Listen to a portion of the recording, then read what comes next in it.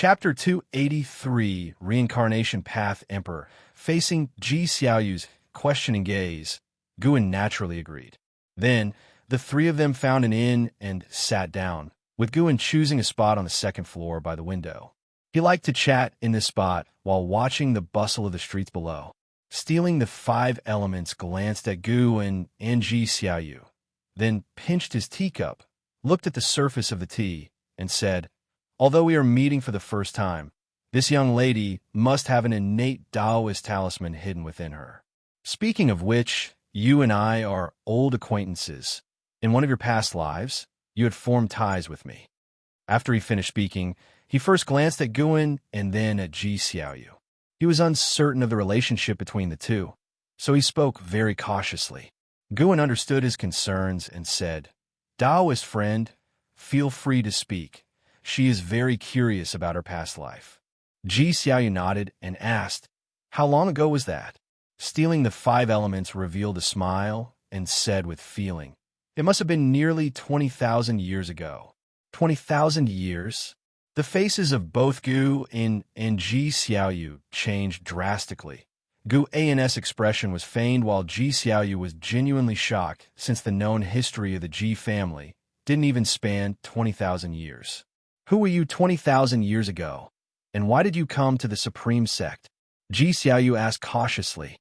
Guan could feel that stealing the five elements had already imposed a restriction, making it impossible for other diners to hear their conversation. Stealing the five elements answered, "To be honest, this trip to the Supreme Sect was specifically for you. I can sense that you have reincarnated again. In terms of status, I should respectfully call you a senior. If not for your intervention back then, I would have ceased to exist long ago." Talking about the past, his face was full of nostalgia, his gaze unfocused, as if his thoughts had drifted back to the distant past. Ji Xiaoyu furrowed her brows and asked, "Why did I reincarnate?" Stealing the five elements said, "I only know you experience calamities. You weren't forced into reincarnation due to hatred, and you can rest assured about this. No one in this world can do anything to you. I even consider you the strongest person I have ever seen." This genuinely surprised Gu, and because he had been to Divine Exotic City and seen stealing the five elements demonstrate his power. Knowing this, stealing the five elements still believed that one of Ji Xiaoyu's past lives was stronger. It seemed like the last time, in the Seven Stars spirit realm, the innate Taoist talisman had not yet displayed its true power, but at that time, it had already been enough for Ji Xiaoyu to seek revenge. Stealing the five elements continued to speak about Ji Xiaoyu's strength at the time. In that lifetime, Ji Xiaoyu had called herself Reincarnation Path Emperor. The two had met only once, but due to Reincarnation Path Emperor's kindness, stealing the five elements had always wanted to repay her, only to find his freedom in recent years. He did not reveal his real identity, and the name Divine Exotic Ghost King was already known throughout the world. He also knew his reputation was not good.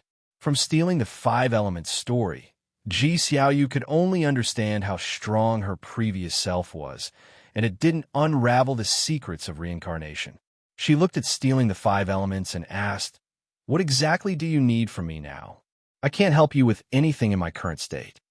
She was very cautious, worried that stealing the five elements might want to kill her and force her previous life to emerge. Guan had been listening silently, noting down the name Reincarnation Path Emperor, planning to investigate further the next time he visited Immortal Seeking Island. 20,000 years might seem an eternity to mortals, but for great cultivators such as wandering immortals and heaven and earth flying immortals, it wasn't much, having lived through epochs preceding the fall of the Reincarnation Path Emperor. After a moment of hesitation, stealing the five elements said, "A catastrophe that will affect all beings is soon to erupt. When it does, many seas and continents will be destroyed, including the continent you're currently on, and I too am deeply trapped, unable to escape. The Reincarnation Path Emperor had a divine skill that could free me. Even if it meant undergoing reincarnation, I would be willing." Upon hearing this, Guan was somewhat surprised. From what stealing the five elements said, The master of divine exotic realm was likely to die. Why would an adversary of the master of divine exotic realm want to annihilate all living beings? He had previously felt that the appearance of the divine exotic realm was not a coincidence, and clearly, the master was wary of something. Otherwise, with the master's strength, he could have swept away any invaders. But I am not the reincarnation path emperor. Ji Xiaoyu hesitated. Stealing the 5 elements waved his hand and said, "You needn't worry. I am not here to force you to help me now. When the catastrophe falls, no one will be able to save themselves. At that time, you will undoubtedly awaken your primal consciousness. Just remember me then." After hearing this, Ji Xiaoyu's brows furrowed even tighter. Stealing the 5 elements looked at Guan and said, "It is best not to spread the word about this. Not even the Supreme Sect or any major powers overseas can prepare for it in advance. It's better if the cultivators here enjoy their current lives unaware, lest the spreading news precipitate the catastrophe." Guan nodded and said, "I understand that principle. I just want to know how long until the catastrophe erupts. If it's a few hundred years later, then I am relieved." Stealing the 5 elements laughed, suddenly finding this core formation realm minor cultivator quite amusing. Ji Xiaoyu couldn't help but shoot Guan a look, but she had to admit, after Guan asked that question, a lot of her tension was relieved. It could be as soon as a few decades or as long as a few centuries. There are unimaginable powers at play behind the scenes. I can only say, when the oceans begin to rise, that will represent the arrival of calamity. Stealing the 5 elements answer caused Ji Xiaoyu to frown again. After speaking, he stood up and said, "Well, that's all I have to say. I won't disturb you any further." He raised his hand in a salutation and then left. Once he left the floor, the invisible restriction vanished. Guan turned to Ji Xiaoyu and chuckled. "You certainly have an impressive background. I might have to think twice before joking with you in the future." Ji Xiaoyu huffed. "Aren't you joking now?" After hearing his words, "What do you think?" "I'm not pleased.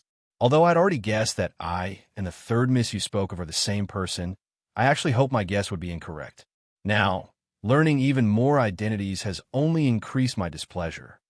Ji Xiaoyu spoke calmly, her tone devoid of any emotional fluctuation. Guan looked at her, his gaze turning thoughtful. Normally, he subconsciously considered this lives, Ji Xiaoyu, and her previous life as the same person, even if their characters differed. In his heart, they were the same. However, different memories and experiences had shaped a different person, even though the soul remained the same. The essence of being human is more than just the soul. Guan tried to comfort her. If you are unhappy, then focus on cultivating, making your life in this incarnation last longer, or perhaps even achieving enlightenment. Ji Xiaoyu shook her head. "I can't achieve enlightenment. I will eventually die. The reason I cultivate is merely to make this life last longer and experience more. I often bother you just to enrich this life's experiences." She paused, then smiled and added, "Besides, you can only live for a few hundred years yourself, so why comfort me? Don't worry, even if I am unhappy, I am willing to accept this reality." Acceptance, huh? Guan chose not to probe further. He then called for the waiter and ordered a table full of exquisite food and drinks, shifting the conversation to the alchemy conference. Ji Xiaoyu's attention shifted as well, and it was as if the conversation with stealing the 5 elements had never happened.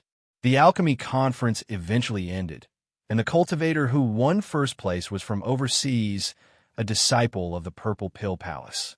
It was the first time the disciples of the Supreme Sect had learned about Purple Pill Palace, an ancient alchemy sect that brought many alchemy techniques through this conference.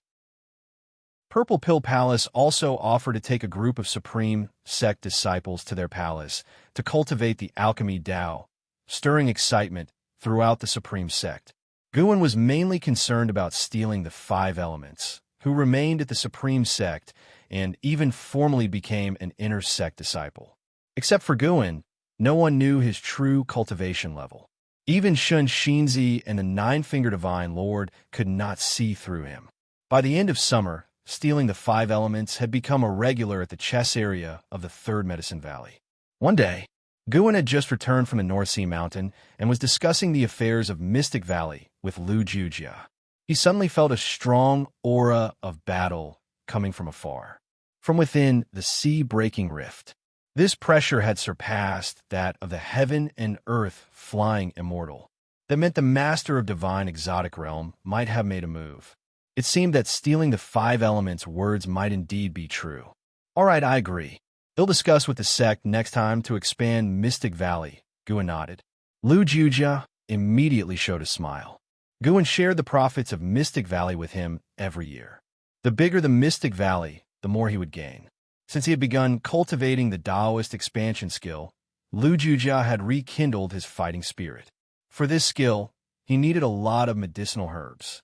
Guin suddenly remembered something and said, "Let's release your cultivation level by the end of this year. Take all the elixirs you have." Lu Jujia frowned and asked, "Why? Can't we wait a bit longer?" "Why?" "Because you only live to be 190 years old." Guin did not reveal this fact. Instead, he said, "I have obtained a higher-level mental method. I will pass it on to you later, and then you can release your cultivation level multiple times." Upon hearing this, Lu Jujia was instantly overjoyed and quickly agreed. Guin patted his shoulder and then left. Lu Jujia had begun to fantasize about what kind of transformation he would undergo after lifting the restrictions on his cultivation. Guin arrived at the Third Medicine Valley and went to the chess area. The Nine-Finger Divine Lord had encountered an opponent again. It was stealing the 5 elements. Stealing the 5 elements mastered the rules of Go and swiftly dominated the chess scene of the Supreme Sect. The Nine-Finger Divine Lord, unable to see through his hidden cultivation, was quite frustrated. Of course, in the heart of the Nine-Finger Divine Lord, stealing the 5 elements was definitely not an ordinary person. Gu An's background was easier to investigate. Having entered the Supreme Sect at the age of 15 and being a house servant of the Ji family when he was young, his age could not be hidden. But stealing the 5 elements was different. He came from overseas. The Nine-Finger Divine Lord looked up at stealing the 5 elements, feeling annoyed. Who exactly is this guy? Stealing the 5 elements, smiling, waved his fan. He was not afraid of the Nine-Finger Divine Lord's suspicions. With his cultivation level, it was impossible for the Divine Lord to see through him. In the entire Supreme Sect, there was only one person he feared, Sword Venerable Fu Dao, who seemed to have accepted him as long as he did not cause trouble. Alas, the Nine-Finger Divine Lord inhaled deeply and declared gravely. He had lost to stealing the 5 elements 6 times and felt utterly humiliated. The surrounding crowd cheered, exacerbating his depression.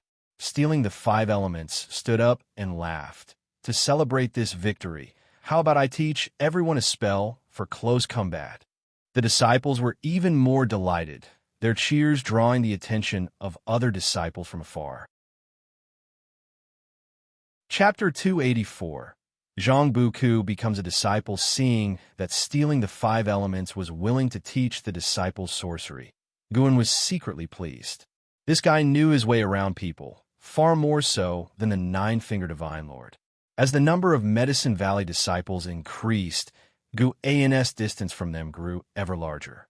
Despite being called master and disciple in name, they didn't share that true relationship. Even so, Guin still hoped they would have a better life and come across more opportunities for immortal cultivation. Stealing the 5 elements immediately took action, and seeing Guin on the way, he greeted him. After they left, Guin went to the chess table and looked at the Nine-Finger Divine Lord, smiling. "Shall we play a game?" The Nine-Finger Divine Lord snorted. "No. Find him to play if you dare. Then forget it. He seems very powerful. I'm not sure I'd win, so I can't start a game so carelessly." "What do you mean? You are sure with me. Have I ever lost to you?" The Nine-Finger Divine Lord was so angry he wanted to slam the table and stand up. Seeing the smile on Gu An's face, he understood that Gu An was deliberately provoking him. Gu An then asked, "By the way, it's been a while since you returned. Where's Chu Jingfeng? Aren't you taking care of him?" "Don't worry. He's doing well. He's in seclusion. When he returns, you'll have to look up to him. The thought of Guin being surpassed by his own disciple, even becoming a figure from another world, made him quite cheerful again. Guin sighed. If that's true, that would be wonderful. I have no hope of becoming an immortal. If he can achieve immortality, then I would also know an immortal, and my life would be without regrets. The Nine-Fingered Divine Lord really wanted to say that he himself was an immortal, but looking at Guin's expression, he felt ashamed. What was wrong with himself? Why was he being so petty? Guin noticed the change in his expression and cursed inwardly. The old man still wants to rile me up. Watch me retreat to advance. The Nine-Fingered Divine Lord began speaking about the sect where Chu Jingfeng was located. He had sent Chu Jingfeng to an overseas branch of a sect, which, although not as powerful as the Starseed congregations, was still stronger than the Supreme Sect. Guin listened intently to his tale of the overseas realm. It was nearly evening when Guin returned to his attic. In recent days, he had seen more and more heaven and earth flying immortals return, mostly near the sea-breaking rift. Clearly, a great battle was brewing. He sat in his chair, concentrated his mind, and his primordial spirit emerged. The carefree primordial immortal could remain undetected and untouchable by all beings, and even the divine immortal of wondrous Dharma could not perceive it. Guin quickly snuck into the sea-breaking rift, where he saw more fighting figures along the way than before, with nearly every heaven and earth engaged in battle.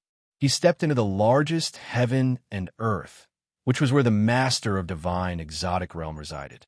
At the moment, the Master of Divine Exotic Realm wasn't fighting, but there was still the aura of another carefree, primordial immortal lingering, a sign that someone else had recently left the area. Guin landed in front of a cave, dark with a faint sound of wind.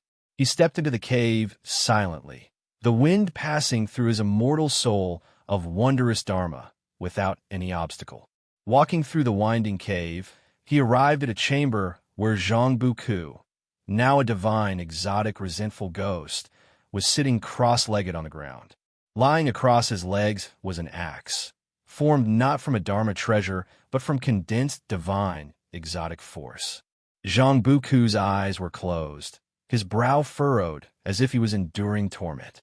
Although he retained his original soul consciousness, he was constantly enduring the erosion of divine exotic force, as it autonomously devoured the soul. This was a process that even the Master of Divine Exotic Realm could not reverse.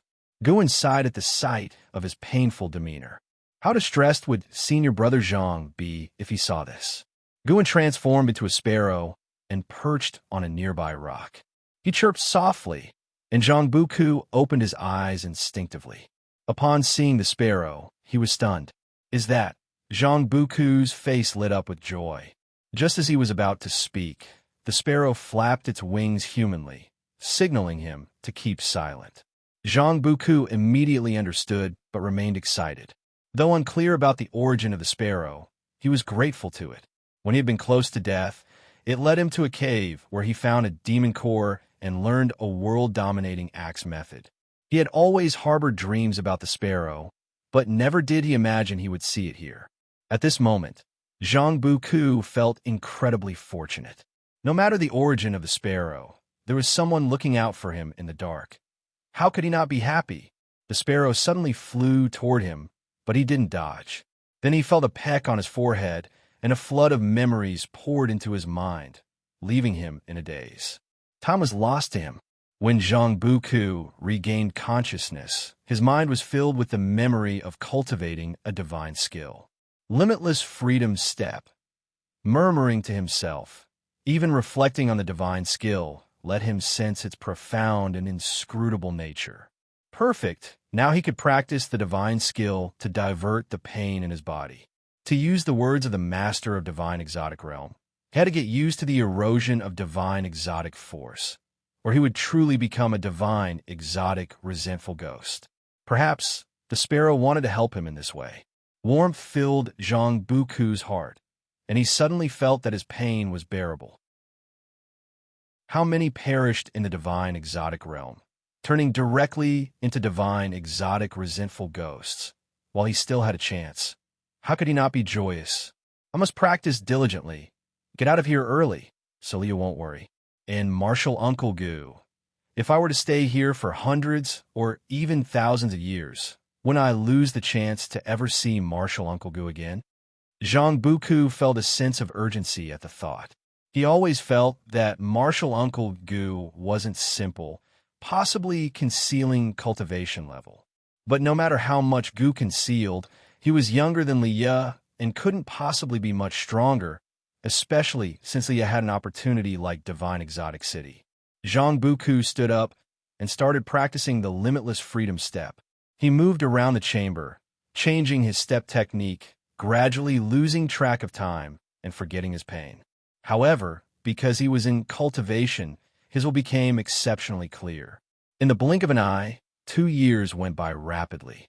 Zhang Buku was still in the cave, practicing the Limitless Freedom Step without rest. For him, practicing the divine skill was not exhausting. He even began to find a way to resist the divine exotic force. Footsteps echoed from the tunnel, jolting him from his focus. He turned to see the master of divine exotic realm slowly entering the chamber. Zhang Buku had seen him before, so he wasn't afraid, just vigilant. The master of divine exotic realm looked at him and said, "The divine skill you're practicing is exceptional, with great potential. Practice well, for your future achievements will certainly be extraordinary." Hearing this, Zhang Buku was surprised. Knowing the nature of his divine skill, the other didn't inquire further about it. Did that guy recognize the sparrow? Zhang Buku was about to ask when the master of divine exotic realm said, "Although your friend obtained divine exotic city, he has not truly mastered its power. Another is its master. Would you like to take me as your teacher and inherit my mantle? In the future, you could claim divine exotic city as your own. Of course, if you are unwilling, you've received my teachings. Conquering an immortal path supreme treasure in the future would not be difficult." Take him as a teacher? Zhang Buku was a bit slow to process this. He could feel the suppressive force from the master of divine exotic realm. He was utterly incapable of resisting him, even unable to lie. In such a situation, if the master of divine exotic realm wanted to calculate against him, why would he need to beat around the bush? The master of divine exotic realm saw through his thoughts and explained, "What interests me is not you, but the entity behind you. Now your fate is linked with mine. If I perish, you must die. At least we are now on the same side. If I can be on good terms with your backing, it's all benefits and no harm." "My backing? Who is it?" Zhang Buku asked in surprise. The master of divine exotic realm showed no astonishment. He had already delved into Zhang Buku's memories, but some parts were not clear, obscured by a force preventing his probing. He dared not investigate further, as he had already witnessed the power behind Zhang Buku. If you don't know, then don't ask too much. Knowing too much isn't always good. You just need to understand that whether it's him or me, if we wanted to harm you, we wouldn't need such methods. Your worth isn't that high, the master of divine exotic realm said slowly. After listening, Zhang Buku fell silent. He wasn't angered. In fact, he was even more grateful to the sparrow. Even if it was manipulation, he accepted it. He would definitely repay the sparrow in the future. As for the master of divine exotic realm, strictly speaking, they had no direct enmity. If he died in the divine exotic realm, he couldn't blame anyone. After all, it was his own path that he had chosen, and nobody had forced him to come. Zhang Buku took a deep breath and said, "All right." He then knelt halfway and saluted with a fist. "Honorable master above, please accept your disciple's bow." And with that, he bowed his head. The master of divine exotic realm's face revealed a smile. "It's been many years since anyone called me master. My last disciple is now high above, seemingly afraid of any association with me." His tone was full of self-derision. Zhang Buku looked up and asked, "Who is your disciple?" The smile on the master of divine exotic realm's face faded, and he scoffed. "Him? Just a dog of the holy court." Chapter 285 Life Seizing Immortal. Calming the Sea's Fury Name. Guin, Lifespan 195/12708-862. Physique, Primordial Karmic Body. Cultivation Level, Divine Immortal of Wondrous Dharma Realm, 9 layers. Under the tree, Guin lay on his back, resting. He called up his attribute panel to check, and as he looked at his lifespan, a smile appeared on his lips. It had been 21 years since his last breakthrough, and had accumulated over 12 million years of lifespan so quickly. Guin was very satisfied, proving he hadn't slackened. As long as he maintained this pace, a billion-year lifespan wouldn't be far off.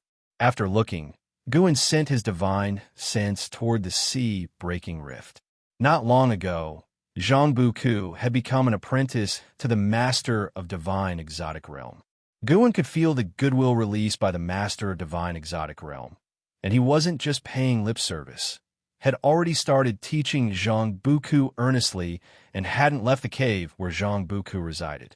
From this matter, it was clear that the Master of Divine Exotic Realm was quite urgent, indicating that the catastrophe mentioned by stealing the 5 elements was approaching. Guin wasn't in a hurry. The Master of Divine Exotic Realm surely had other powers. Otherwise, how would he dare to create such a rift in the sea? Let them fight it out first. Once it involved Zhang Buku, he would then consider intervening. Anyway, Guin wouldn't directly involve himself in the strife unless he was certain of his ability to solve the root of the problem. Zhang Buku seemed to be in a good state, so Guin could rest assured. Everything's good. Everyone is busy. Being busy is a good thing. Guin scanned all those he had good relations with using his divine sense, and seeing that everyone was well, he smiled. He sat up, stretched lazily, and then got up to leave. Disciples he encountered along the way greeted him, and he nodded back with a smile, his attitude gentle and devoid of airs. All the way to the pavilion, he saw Yang Jian conversing with the Blood Prison Great Saint about issues in physical cultivation. The Blood Prison Great Saint was also a physique cultivator, otherwise he wouldn't have obtained divine beast true blood. Seeing Guin approaching, Yang Jian hurriedly stood up to greet him.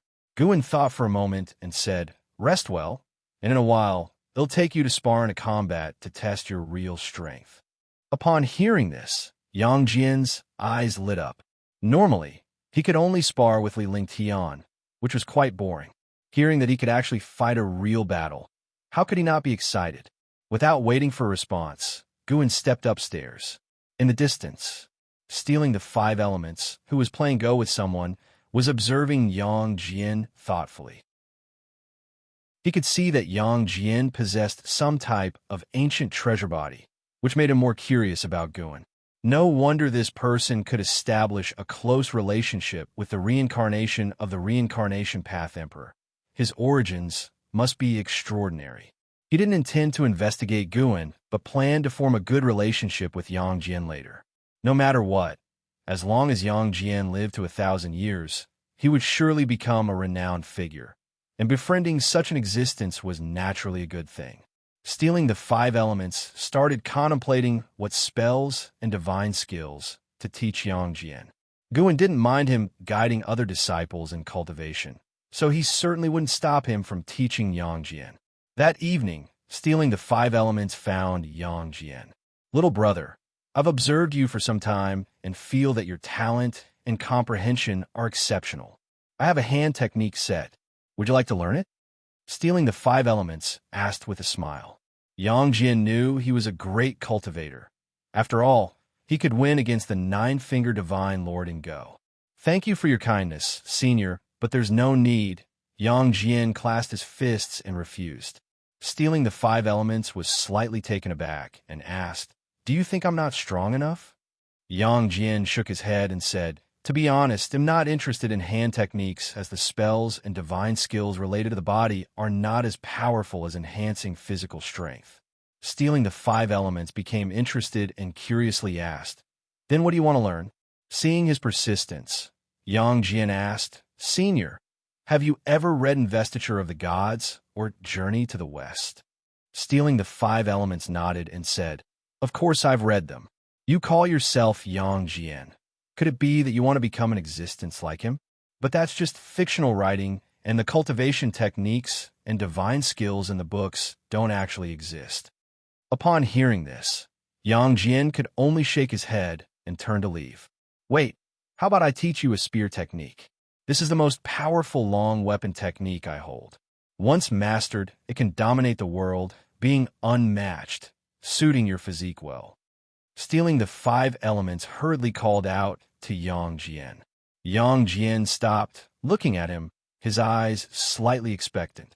Stealing the 5 elements smiled and said, "This spear technique is called the Heaven-Extinguishing, Tao-Annihilating 36 Spear Techniques. It's very difficult to cultivate, and so far, no one has inherited it in the current age." Yang Jian, upon hearing this, said, "Is that so? I must try it." "Thank you, senior." "Find a deserted place to practice, then." "All right." The two headed deeper into Medicine Valley, followed by the Blood Prison Great Saint, who was intrigued and wanted to watch. Stealing the 5 elements didn't chase him away because he believed it was impossible for the Great Saint to master it. Yang Jian did possess an ancient treasure body, a physique rare in this era. Inside the pavilion, Guan also noticed this scene, but he didn't pay much attention, as stealing the 5 elements shouldn't act recklessly, and if he dared, it would be courting death. Moreover, he was curious about the heaven-extinguishing, Tao-Annihilating 36 spear techniques, wondering if they were indeed that powerful. A night passed. As dawn broke, the disciples gathered to practice. Guan saw Yang Jian approaching quickly, with stealing the 5 elements following behind. Stealing the 5 elements appeared dazed, lacking his usual composure, as if had been frightened. Guan found it amusing. Stealing the 5 elements was likely startled by Yang Jian's comprehension and physique. After just one night, Yang Jian had preliminarily mastered the heaven-extinguishing, Tao-Annihilating 36 spear techniques. Although he hadn't yet unleashed its true power, it was enough to amaze stealing the 5 elements. He suspected that Yang Jian's physique was among the strongest of ancient treasure bodies. Unfortunately, Impermanence Tian had been obliterated. Otherwise, he could have asked him, as he was the most knowledgeable about ancient treasure bodies. "What did you do?" Liling Tian looked at Yang Jian, surprised. Yang Jian's breath was chaotic, indicating he hadn't rested the previous night. Yang Jian dismissively said, "Just cultivating, don't ask more." Liling Tian cast a glance at stealing the 5 elements in the distance and understood. After finishing their exercises, Liling Tian found stealing the 5 elements to inquire if had taught Yang Jian any Taoist sorcery, to which stealing the 5 elements nodded without concealment. "Can you teach me as well? My talent isn't bad either." Liling Tian promptly asked. Stealing the 5 elements appraised him and said, "Your aptitude is indeed good, but not enough to make me act. Improve your cultivation first, and perhaps one day, when you look pleasing to my eyes, I'll teach you." Pleasing? Liling Tian was infuriated. All his life had been cherished by others and had never been rejected. Even the third Medicine Valley, Guan hadn't refused him. Liling Tian, teeth clenched, stormed off. Stealing the 5 elements wasn't bothered. Li Lingshan's predicaments weren't complicated, and the forces behind him didn't threaten stealing the 5 elements. He even anticipated trouble from Li Lingshan's backers, something to spice up his life. Just as he was about to play Go, Shun Xinzi intercepted him. "Ba, benefactor, care to chat?" Shun Xinzi sternly asked, stealing the 5 elements. Stealing the 5 elements smiled and nodded, and the two left the third Medicine Valley. With autumn's arrival, the third Medicine Valley gradually took on hues of withering yellow, and disciples could be seen everywhere clearing fallen leaves. Inside the pavilion, Shun Zhen was enthusiastically discussing her new masterpiece with Guan Gu and was uninterested in her journey to the south, and his divine sense was gazing towards the ocean. Above the sea-breaking rift was a shocking battle where one person fought against 3 divine exotic ghost kings, and that person even had the upper hand. Heaven and earth flying immortal. The divine exotic ghost kings were already at the 9th level of heaven and earth flying immortal. Yet there was another heaven and earth flying immortal who could single-handedly overpower them. How could this not pique Gu An's curiosity? Are you listening? Shenzhen asked, dissatisfied. Guan smiled. Of course I'm listening, but I'm more curious about your cultivation than your book.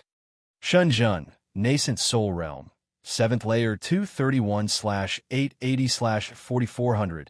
Shenzhen's maximum lifespan had actually increased. This surprised Guan. Previously, Shenzhen's maximum lifespan was only over 2,500 years. Pity his junior sister and brother, diligently cultivating, yet unable to find a path enlightenment opportunity. Shenzhen, who spent her days writing and painting, lazy in cultivation, just saw her maximum lifespan increase. How could he reason with this? Perhaps writing and painting were another path of cultivation. Shenzhen coughed lightly, her face slightly uneasy, and she replied, I'm doing okay. I'm working hard. Guan didn't have the heart to expose her. Every time he checked on her with his divine sense over the years, she was either reading, writing, painting, or playing music, living alone in her cave, seemingly never getting tired. Now, it seemed that her actions were not without meaning. Judging from Shenzhen's expression, she seemed unaware of her increased talent and comprehension. Guan didn't mention it. After all, she was still young and didn't need to rush in cultivation. If he said something, she might never find that same feeling again. What about you? Why does it seem like your cultivation isn't progressing? Shenzhen asked, raising an eyebrow. Upon hearing this, Gu An's face darkened immediately, and he sighed. Shenzhen frowned. What's wrong? Is something troubling you? Nothing. I just increasingly feel heavenly destiny. Even with medicinal herbs for alchemy, I find breaking through difficult. You don't understand this feeling. I see no future in immortal cultivation. Perhaps this is already my future, Guan sighed. Hearing him, Shenzhen opened her mouth, wanting to console him, but words failed her. Talent is reality. Gu An's friend Wu Ju had already soared, and as for Leah, had already become the face of the supreme sect. Guan forced a smile. Ms. Shun, my life is short, but yours is different. As he was about to continue, suddenly, a vast oppressive force engulfed the heavens and earth, interrupting him.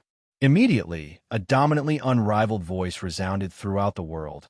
I'm the life-seizing immortal of the great cold demon sect. Today, I plan a tower at the sea-breaking rift. Within 100 years, if no one can defeat me, I will annihilate all living beings who have heard my words to quell the ocean's fury.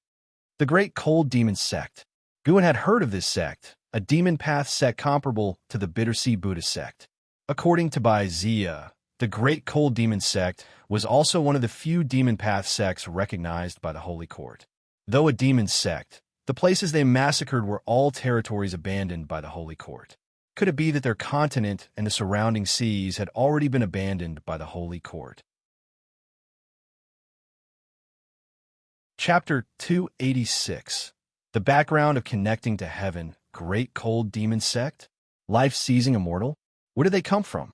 Shenzhen frowned, muttering under his breath, his eyes revealing a hint of unease. Guan continued, Not sure, but judging from the voice, it's likely a massive creature from the sea. Ah, we had peace for just a few decades, and now another significant event is happening. Shenzhen consoled. Don't worry too much. The broken sea rift is so far from us. People of talent arise continuously in this world, and good will always overcome evil. We will get through this. Guan nodded, but his thoughts were quite the opposite. The power behind the great cold demon sect had already reached the heavens.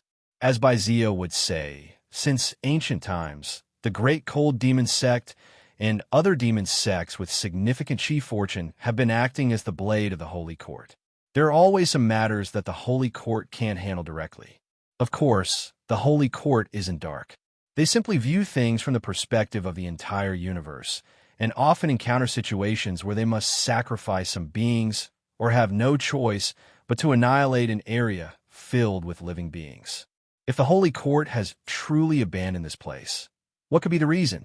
It surely couldn't be because of the divine exotic realm, right? The divine exotic realm has nothing to do with them. They could separate it out entirely. Guin suspected there was a deeper reason he was unaware of. His divine sense probed, and the life-seizing immortal was not the heaven and earth-flying immortal who fought alone against the three divine exotic ghost kings. Instead, it was a carefree primordial immortal. His arrival had interrupted that great battle. Guin watched as the life-seizing immortal placed a treasure pagoda at the edge of the broken sea rift. It grew taller and taller, reaching through the clouds, no less than 100,000 feet tall, quite majestic. The life-seizing immortal then flew into the pagoda. The three divine exotic ghost kings fled into the broken sea rift, followed by the heaven and earth flying immortal, clearly aligned with the life-seizing immortal. Guin was curious to see if any other carefree primordial immortals would take action within the next 100 years. He continued discussing the affairs of the world with Shunjun. They were both minor cultivators in the world of immortal cultivation. When talking about the happenings in the world, they mostly expressed envy. Not long into their conversation, Shunjun excused himself. Guin also got up and went downstairs, ready to discuss the great cold demon sect with the disciples and cultivators in the valley. The shout of the life-seizing immortal had caused an uproar across the world. Wherever there were gathered beings, this matter was being discussed. When Guin arrived at the chess area, Nine-Finger Divine Lord and Stealing the Five Elements were discussing the great cold demon sect with great cultivators from the Supreme Sect. Other disciples surrounded them, listening intently with tension. Shinshinzi sat among the crowd as well. Although he rarely spoke, he listened attentively. After Shinshinzi had spoken with Stealing the Five Elements, the two did not come into conflict. It seemed they had reached some agreement. At the time, Guin hadn't listened because, in his eyes, these two couldn't stir up any trouble. The Great Cold Demon Sect has existed for 1,000,000 years. That life-seizing immortal is also a person from the legends. I didn't expect him to still be alive. Now we're really in trouble, lamented Nine-Finger Divine Lord. He didn't mention the Holy Court, clearly very wary of it. 1,000,000 years. The disciples listened with twitching eyelids, unable to fathom how long 1,000,000 years was. The younger ones felt a longing. They hadn't completely resigned themselves to fate yet. They always felt that there was hope. The Third Medicine Valley was only the first stage of their entry into the world of immortal cultivation. The world of immortal cultivation is full of stories where those with ordinary talent obtained great opportunities to change their destinies against all odds. Guin also listened intently, as if he were listening to a story, occasionally exclaiming with the surrounding disciples or revealing an incredulous expression. Meanwhile, inside the main city of Sect, in a mansion, Lu Lingjun visited the courtyard of the Holy Mother of Western Spirit, where teacher and student sat opposite each other. The Great Cold Demon Sect is comparable to the Bittersea Buddhist sect. In terms of heritage, they are even stronger. If the Great Cold Demon Sect stands behind the Broken Sea Rift, we are in trouble, the Holy Mother of Western Spirit sighed, bringing up the existence of the Holy Court. This was the first time Lu Lingjun had heard the name of the Holy Court, and she was shocked. How vast is this universe? The Holy Mother of Western Spirit also suspected that this sea area had been abandoned by the Holy Court. Otherwise, the people from the Great Cold Demon Sect wouldn't be so unrestrained, even giving out 100 years, clearly wanting large sects to evacuate promptly. Upon hearing this, Lu Lingjun couldn't help asking, 100 years? Only the immortal cultivation sects can evacuate, right? Will all the myriad living beings who stay behind really die? The Great Cold Demon Sect has slaughtered so many living beings. The continents and sea areas affected by the Broken Sea Rift added together only make up a small area of the great heaven and earth. To the Great Cold Demon Sect, it's nothing. The Holy Court won't care either. The fall of the beings in this area won't make waves in the entire world, the Holy Mother of Western Spirit said somberly. Lu Lingjun furrowed her brows. The Holy Mother of Western Spirit then said, I need to make a trip back to find out the real reason behind the actions of the Great Cold Demon sect. Lu Lingjun nodded, beginning to consider the worst-case scenario. She was an ascender, so escaping wasn't a problem for her. But, having been in the Supreme Sect for so long, she cared about too many people. Her concern was how to help those she had relationships with. The Holy Mother of Western Spirit began to muse about the complexity of the affairs of the world. Initially, she truly thought the divine exotic realm was harming one side. But now it seemed the emergence of the divine exotic realm wasn't simple. Undoubtedly, there was an unimaginably powerful existence struggling behind it. Dark clouds covered the sky, and a continuous drizzle fell onto Immortal Seeking Island. In a courtyard, Guin, Yang Jian, and Hu Shaojian sat together, with Guin listening to Hu Shaojian detail the Great Cold Demon sect. 3 days had passed since the life-seizing Immortal shout. In those 3 days, various sects on the sea had publicly disclosed information about the Great Cold Demon sect, with various pieces of news reaching the listeners on Immortal Seeking Island. Yang Jian listened intently, his expression constantly changing as Hu Shaojian spoke of the Great Cold Demon sect, which appeared to be the most formidable on the demon path, with countless demon immortals within, making it seem invincible. The true calamity had descended. After a long time, when Hu Shaojian paused to sip his tea and moisten his throat, Guin asked, Have you managed to find out anything about the Reincarnation Path Emperor? The Reincarnation Path Emperor, one of Ji Xiaoyu's past lives, was always remembered by Gu, and Hu Shaojian shook his head, saying, I couldn't find anything. I even feel like this exalted figure doesn't exist. But since you mentioned him, he must indeed exist. It's just that my level is too low. At least within the Immortal Seeking Island, there's not a single clue. Guin didn't get angry. He gently moved on from the topic. Hu Shaojian put down his teacup. His gaze shifted towards Guin, hesitating to speak. After hesitating for a moment, he stood up, walked to the side, then knelt down and began to kowtow to Guin. What are you doing? Guin asked with a frown. Hu Shaojian looked up, pleading, I beg you, Senior, to take me away. The Great Cold Demon sect's power is vast. The upper echelons of Immortal Seeking Island are preparing to evacuate. I am only a nascent soul realm cultivator. Within 100 years, I absolutely cannot escape the range that the Great Cold Demon sect wants to obliterate. Even if by chance I escape, who knows if I could survive elsewhere? Senior, you are a loose immortal. You come and go as you please. Can you take me with you? I will serve you like an ox or a horse. Yang Jian sat on the side, his feelings complex. This was a nascent soul realm cultivator. In the Supreme Sect, this was an existence looked up to by servant disciples. Yet he didn't even have the confidence to survive at sea. Guin pondered and then said, Don't be anxious. For now, stay peacefully at Immortal Seeking Island. If the sea powers truly cannot withstand the Great Cold Demon sect, I will take you with me. Before that happens, help me keep an eye on the Sea Protection Mansion. If they truly intend to abandon Immortal Seeking Island, then I will come and take over. Hu Shaojian was stunned, not expecting Gu, and to still be concerned about Immortal Seeking Island at this critical moment. Yang Jian glanced at his master. It seemed like his master had no fear of the Great Cold Demon sect.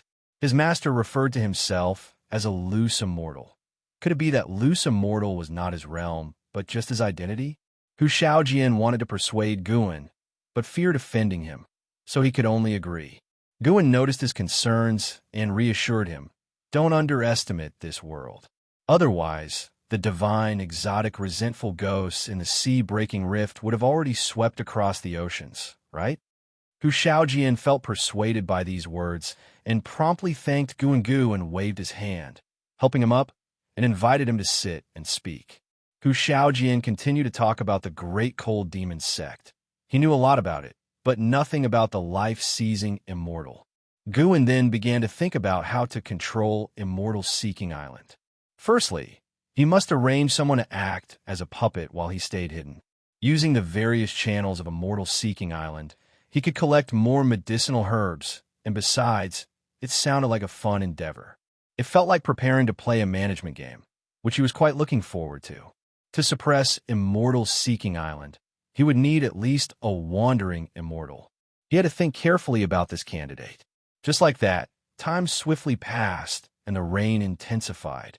2 ancient hours later, Guan left with Yang Jian, returning to the forested mountains of the Supreme Sect.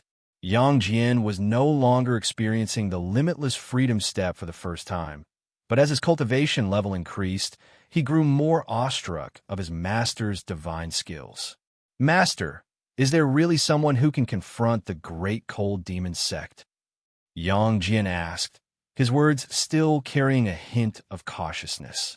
He did not dare ask directly about his master's prowess, so he had to beat around the bush. While moving forward, Guan responded, "Who knows? At any rate, your master I'm not sure." "Just not sure?" Yang Jian was secretly alarmed. Just what was his master's background? Guan was unaware of Yang Jian's thoughts. He had modestly underestimated himself, not expecting it would make Yang Jian even more amazed. Listening to Hu Shaojian, the great cold demon sect had taken on an unimaginably fearsome and evil persona in Yang Jian's mind, such an existence often being the ultimate antagonist in stories. Knowing that Guan was confident in confronting the great cold demon sect, how could he not be surprised? "Jinner, cultivate diligently. Even if we survive this calamity, there will be no shortage of trials ahead. From ancient times until now, every great cultivator has persevered through countless hardships. The greater the crises, the more diligently one must cultivate," Guan said earnestly. Yang Jian nodded, saying, "Disciple always keeps this in mind. I will strive to cultivate as diligently as you." How many years had it taken for his master to reach his current height? Yang Jian thought to himself, guessing surely it took tens of thousands of years. No, perhaps his master had even existed longer than the great cold demon sect, merely frolicking in the mortal world. He believed his master wouldn't deceive him.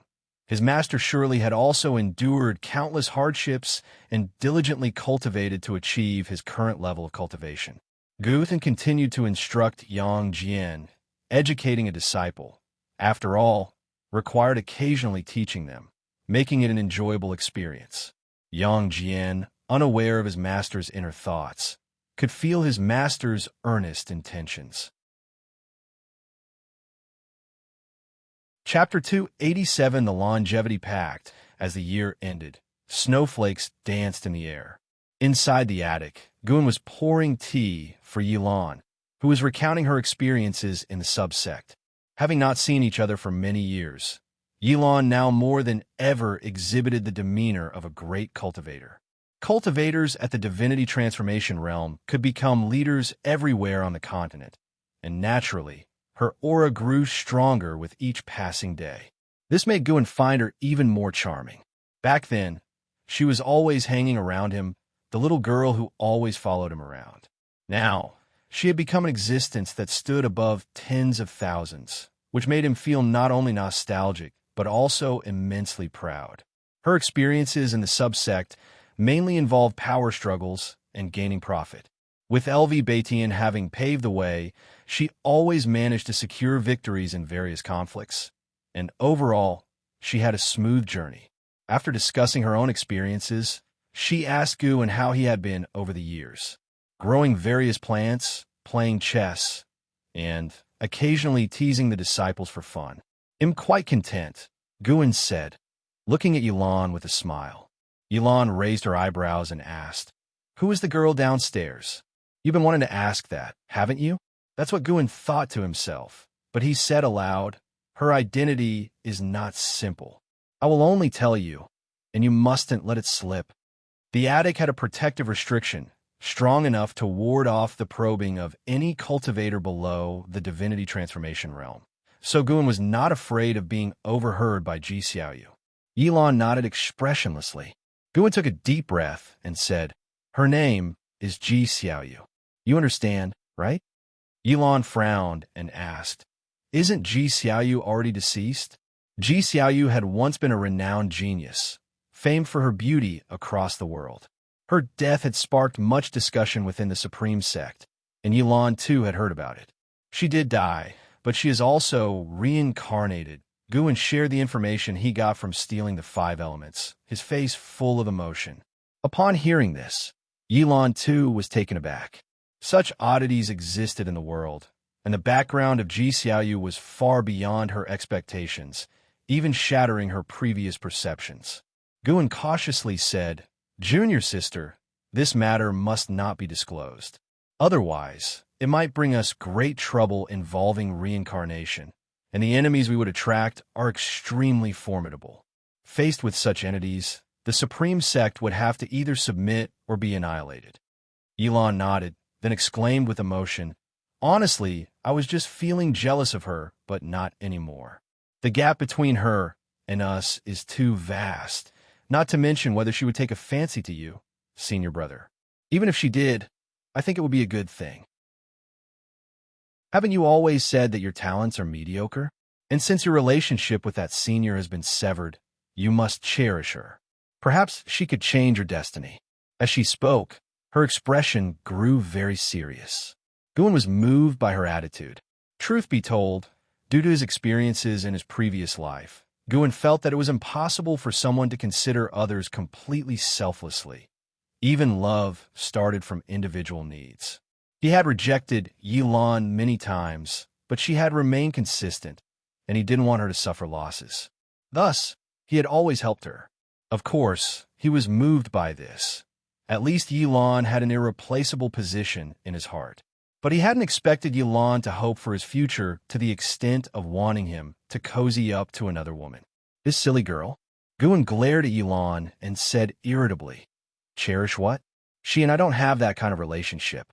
At most, we are just Taoist friends, and in her heart, there isn't a place for romantic feelings, only the immortal path." That was the truth. He could feel Ji Xiaoyu's ambition.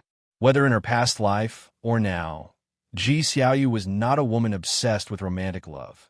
Otherwise, she wouldn't have chosen death to resist a marriage arranged by her family in her previous life.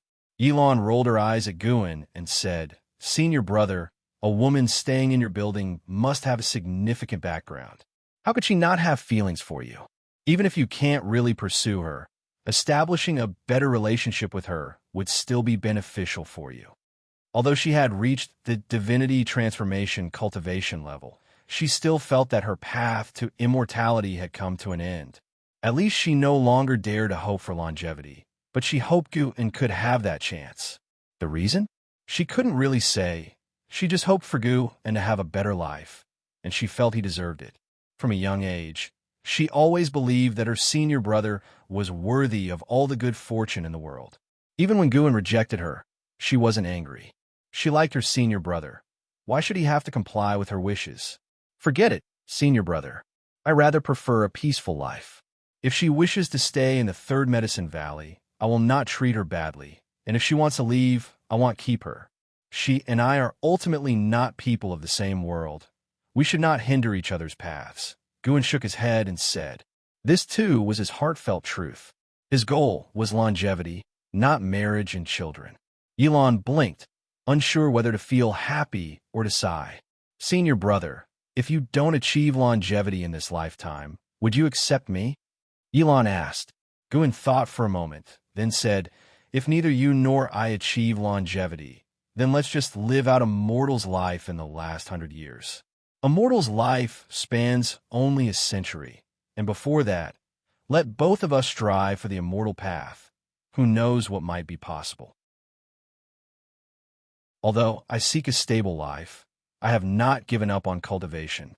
Yilan smiled upon hearing this, gazing at Guin, and said dreamily, "Senior brother, with you saying this, I suddenly feel like the life limit isn't so scary."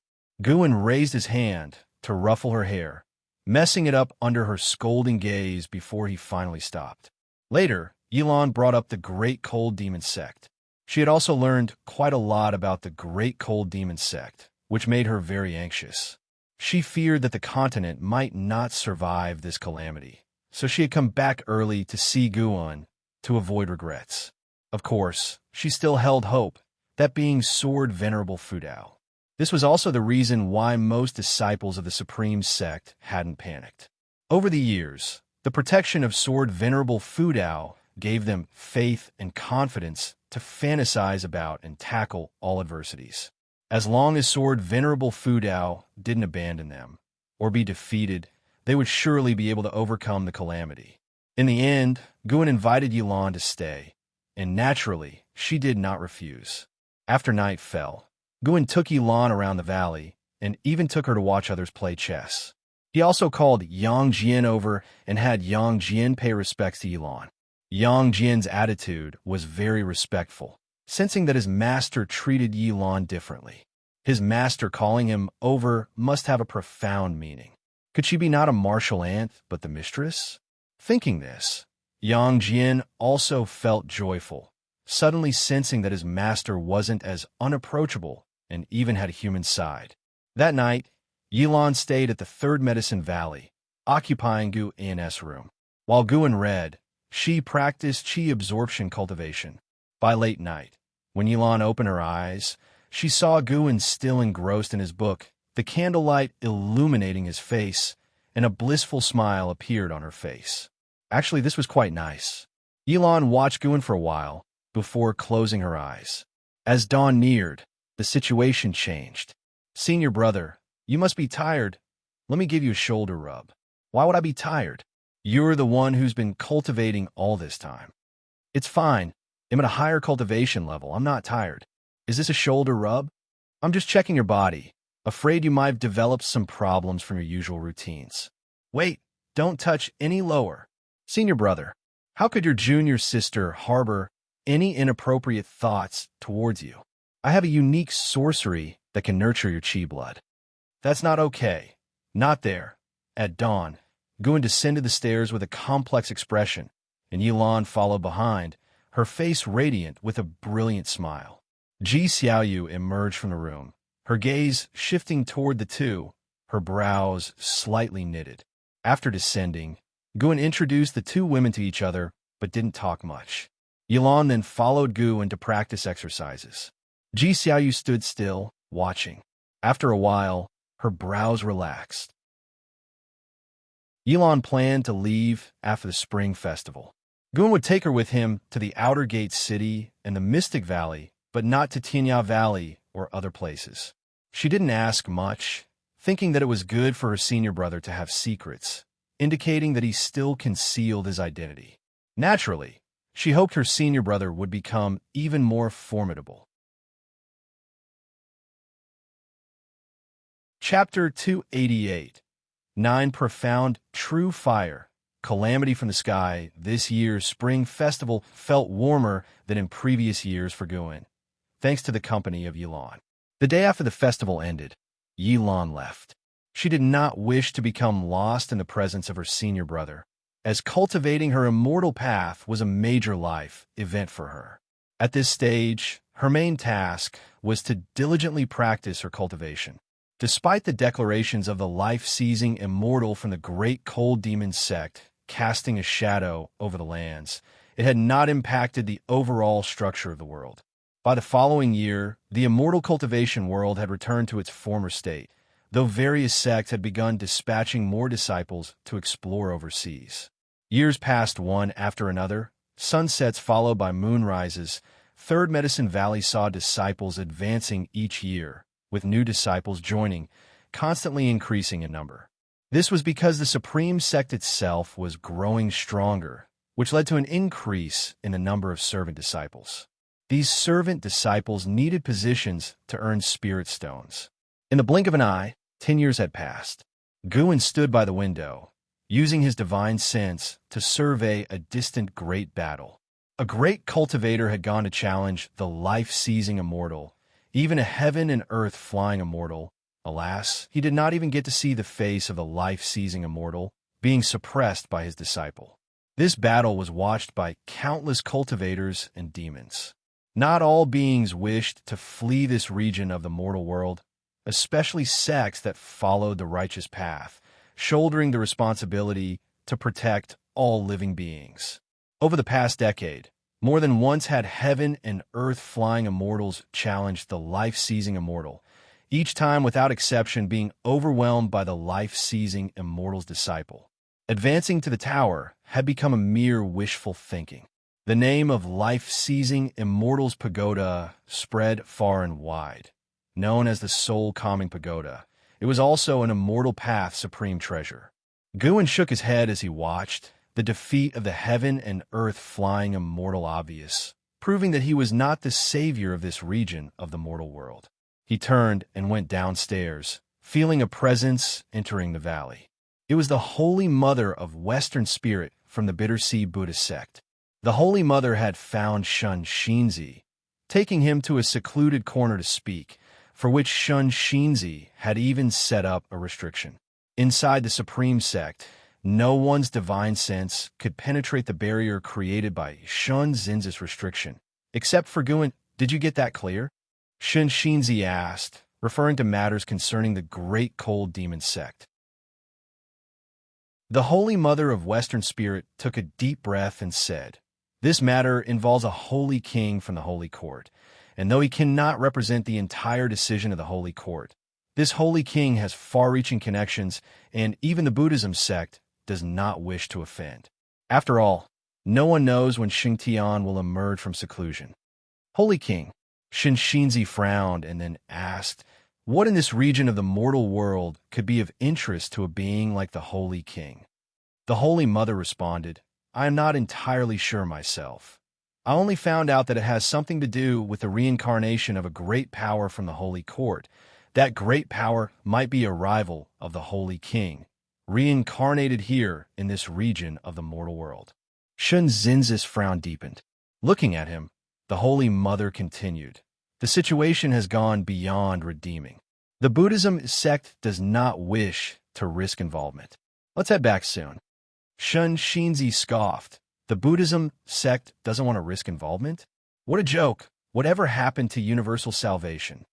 The Holy Mother was taken aback by Shun Zinzi's tone, clearly detecting the sarcasm in it. Something was off. Shun Shinzi, who used to take pride in being part of the Bittersea Buddhist sect, had never spoken this way before. You go back. I am staying at the Supreme Sect, Shun Shinzi stated seriously. The Holy Mother wanted to persuade him otherwise, but Shun Shinzi took his leave with determined steps. What has actually happened? The Holy Mother stared at Shun Zinzi's departing figure, filled with confusion. Her cultivation level was lower than Shun Zinzi's, and her status was not as prominent, so she couldn't forcefully take Shun Shinzi back. Thus, she refrained from further persuasion and could only take the news back to the Bittersea Buddhist sect. Elsewhere, Guin, walking toward a certain garden area, was also pondering the intelligence brought by the Holy Mother of Western Spirit. Holy King, reincarnation of a great power.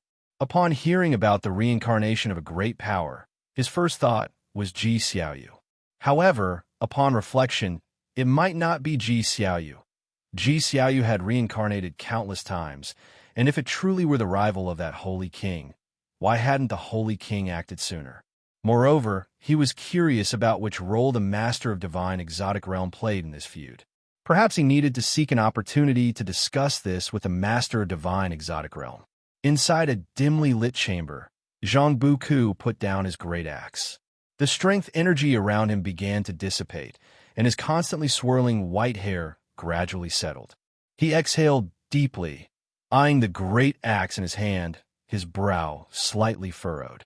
At that moment, footsteps approached. Zhang Buku clenched the axe tightly, causing it to vanish as he turned to look toward the entrance of the cave.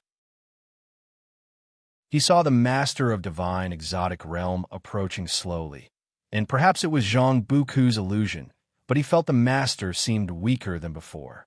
Master! Zhang Buku raised his hand in greeting and spoke. Throughout these years, the Master of Divine Exotic Realm had been conscientious in teaching him.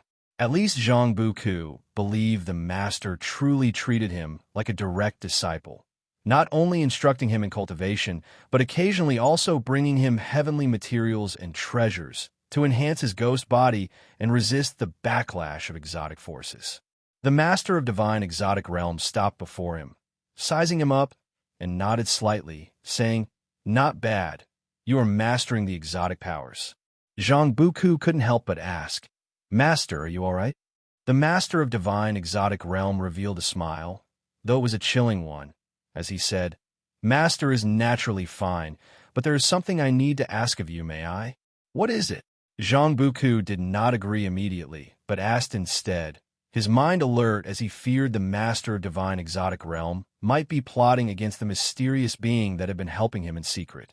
The master of divine exotic realm lifted his right hand, within which a golden flame appeared, the light brightening the chamber. Zhang Buku's expression shifted slightly as he stared at the golden flame, unable to look away. The master of divine exotic realm spoke. "This is the 9 profound, true fire, a flame of an extraordinary being. After inheriting it, you will possess a divine skill that will help you survive better. When you encounter the reincarnation of that being, the 9 profound, true fire will act uniquely, letting you know at that time." "Who is that being?" Zhang Buku couldn't help but ask. The master of divine exotic realm responded.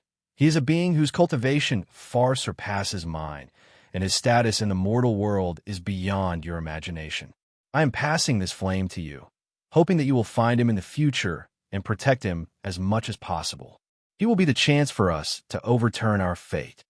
Zhang Buku was stunned. The master of divine exotic realm looked at the flame in his hand, his gaze wandering, then said, "The truth is, my existence is also for dealing with this being. But now that my backing is prepared to forsake me, I have no choice but to turn against it." Zhang Buku frowned and asked, "Master, who is your backing?" The master of divine exotic realm sighed. "It is an existence that can manipulate beings at will, akin to an immortal god in the hearts of the masses. Not only me, but many forces serve him, including the continent you come from. The holy land of the 7-star spirit realm also serves him and helped me break the heaven and earth barriers, opening up the sea-breaking rift." The 7 stars spirit realm. Zhang Buku naturally knew of this power. He hadn't imagined that the long-destroyed 7-star spirit realm was still connected to the sea-breaking rift. "Well, I can't tell you too much, lest you invoke temporarily insurmountable karma. Just remember, when you encounter someone that causes the 9 profound true fire to act unusually, you must support him. He will be the greatest opportunity you will ever encounter, and the only hope for you to be free of exotic forces," the master of divine exotic realm said, squinting at Zhang Buku with a serious look. Zhang Buku frowned and asked, "And what about you, master?" The master of divine exotic realm placed his palm on Zhang Buku's chest, injecting the 9 profound true fire into his body. The true fire wafted, numerous sparks flashing across the master of divine exotic realm's face, making his expression look even more terrifying. He spoke in a sinister tone, "I have become a discarded piece, and fate has already presented itself before my eyes." Zhang Buku opened his mouth to say something, but the raging 9 profound, true fire surged through his body, rendering him speechless. Soon, his consciousness drifted into confusion. In a grand hall, flickering with firelight, an old man in a black robe sat on a lotus pedestal, which was a black lotus swirling with dark red flames. He had a powerful presence, his unbound hair adding to his imposing aura. Looking up at the ceiling of the grand hall, one could see dark red flames churning like an inverted ocean, constantly surging. This was inside the soul calming pagoda, and this black-robed old man was the life-seizing immortal of the great cold demon sect. Suddenly, the life-seizing immortal spoke. "Disciple, put some pressure on them." His voice echoed within the hall, as if many people were shouting in unison. Soon a voice came from outside the hall. "Yes." Simultaneously, at the top of the soul calming pagoda, a white-robed Taoist who had been meditating slowly stood up, holding a horsetail whisk. He was tall and emaciated with white hair arranged under a Taoist hat. He looked down at the vast sea, his expression indifferent. The soul calming pagoda was located directly above the sea-breaking rift, a massive rift that stretched dozens of miles wide, with no visible ends. The white-robed Taoist looked into the distance, raised his left hand to his mouth, and began to chant softly. As he chanted, visible ripples spread out in the space around him. Seconds later, his right hand suddenly waved a whisk.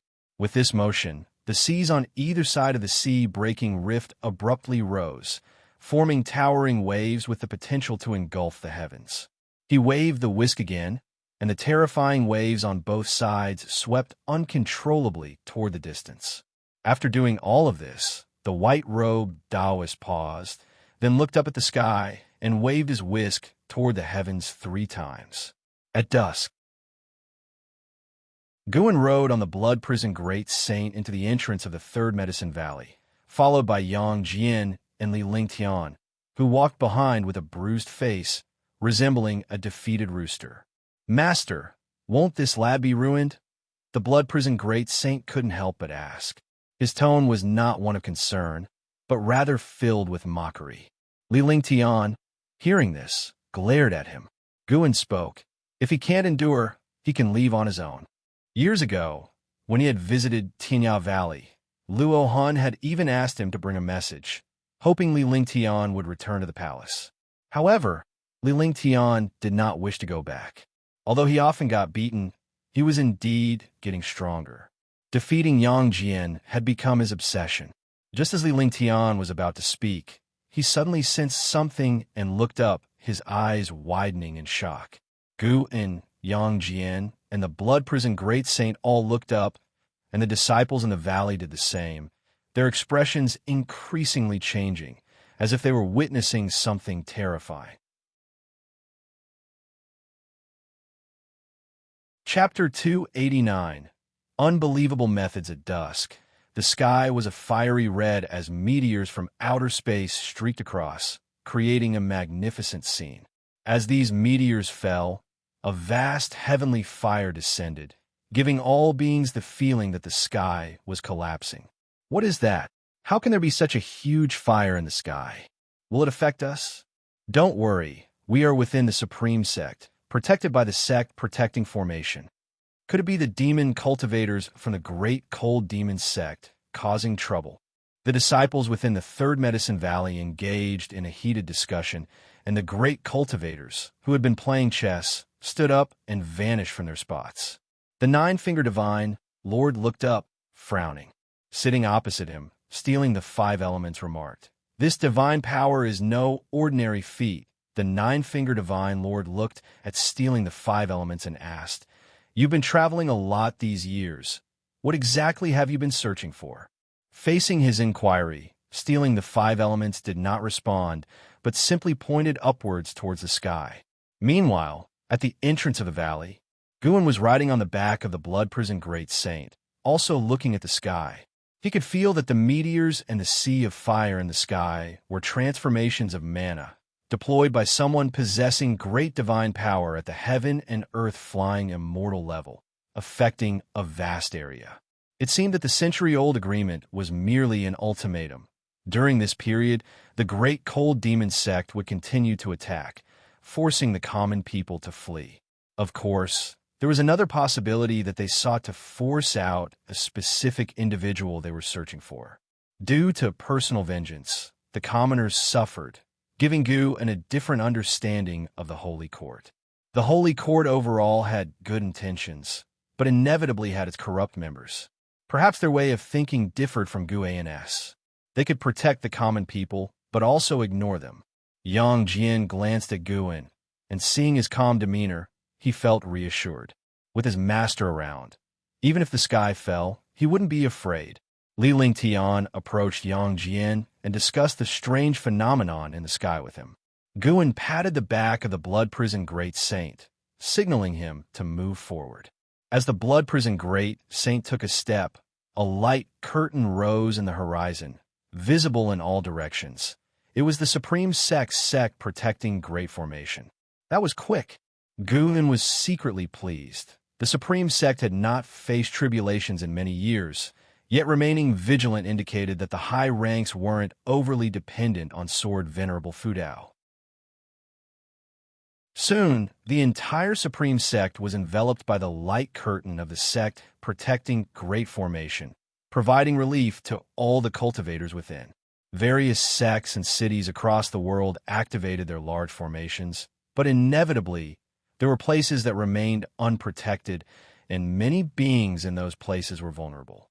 In the North Sea Mountains, at the Mountain God Temple, Sage Xian Miao sat on the ground, gazing at the strange phenomenon in the sky, furrowing his brows. His concern was not for his safety, but rather for the well-being of the common people across the world. How could mere mortals withstand this sweeping blaze? Sage Xian Miao turned to look at a stone statue in the courtyard, one he had carved himself depicting the mountain god. Although he saw the mountain god once a month, in his heart, he always felt a great distance from the divine. He turned back and began to kowtow to the divine statue of the mountain god. As meteorites continued plunging towards the earth, the fire enveloping the sky drew closer, intensifying the fiery hue between heaven and earth. Just then, all the flowers, plants, and trees across the continent emitted flickers of green light, swiftly rising upward like sparks growing stronger rapidly. A farmer clutching a hoe in the mountains was surrounded by the green light coming from all directions, causing him to panic. In the cities, terrified civilians saw trees within their courtyards trembling and releasing green light, orbs that floated up towards the sky. Within the palace, Li Xiandao stood at the entrance of the imperial study, observing the unusual appearance of the flora, his expression subtle. At that moment, beings across the continent, including demons, were startled by the surrounding phenomena, as flowers, plants, and trees were ubiquitous. In the Third Medicine Valley, Guan dismounted and looked around. The vegetation within the supreme sect hadn't emitted green light, so the disciples were all puzzled by the phenomenon in the sky, unaware of another spectacular sight beyond the supreme sect. However, as the green light from plants everywhere rose to a certain height, even the cultivators inside the supreme sect could see it. Various discussions erupted among them. Guan stood under a pavilion, watching this scenario unfold. Xiaoyu also emerged from the house and joined him. "It seems someone is protecting this continent," Xiaoyu said, her eyes reflecting the green light, rising to meet the massive inferno falling from the sky, as if two worlds were about to collide in a mesmerizing display. The upper half of Gu Ain's face was illuminated by the fire, while the lower half was tinged with green. He asked in astonishment, "You mean to say a cultivator is behind this? How high must their cultivation level be?" Xiaoyu gave Guan a look, although she didn't think Gu and had a vast cultivation. But this guy couldn't be this clueless. Guan often brought Yang Jian out, who was growing rapidly, showing that Guan was not simple. Regardless of what Guan concealed, his knowledge was not something ordinary cultivators could match. "Perhaps it was Sword Venerable Fu Dao who made a move," Xiaoyu said softly, her gaze returning to the horizon. "Good guess." Guan mentally gave Xiaoyu a thumbs up, his eyes still fixed on the sky. Under the gaze of all beings on the continent, the vast green light collided with the sea of fire, and following a brief somber moment, the sky radiated intensely bright light, like endless fireworks exploding. After the brief silence, the earth trembled and strong winds fell from the sky, though not enough to threaten the land and mountains. The creatures across the land all sighed in relief, now understanding that the mysterious green light was there to protect them, to block the descending heavenly fire. However, they didn't know that not all continents and islands had protectors. Guthan protected only the continent he was on, and while the beings there were excited and grateful, countless others perished in despair. At the Soul Calming Pagoda, atop the pagoda, a white-robed Taoist suddenly opened his eyes, expressing surprise with a grunt. He attempted to divine the situation, but couldn't make any accurate predictions, his expression growing increasingly bizarre. He suddenly became interested and then vanished from the spot.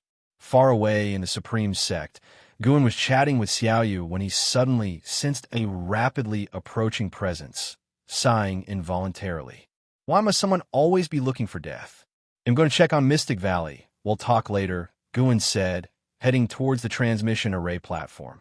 Xiaoyu was not puzzled and looked up at the sky alone, admiring the powerful divine skills of Sword Venerable Fudao.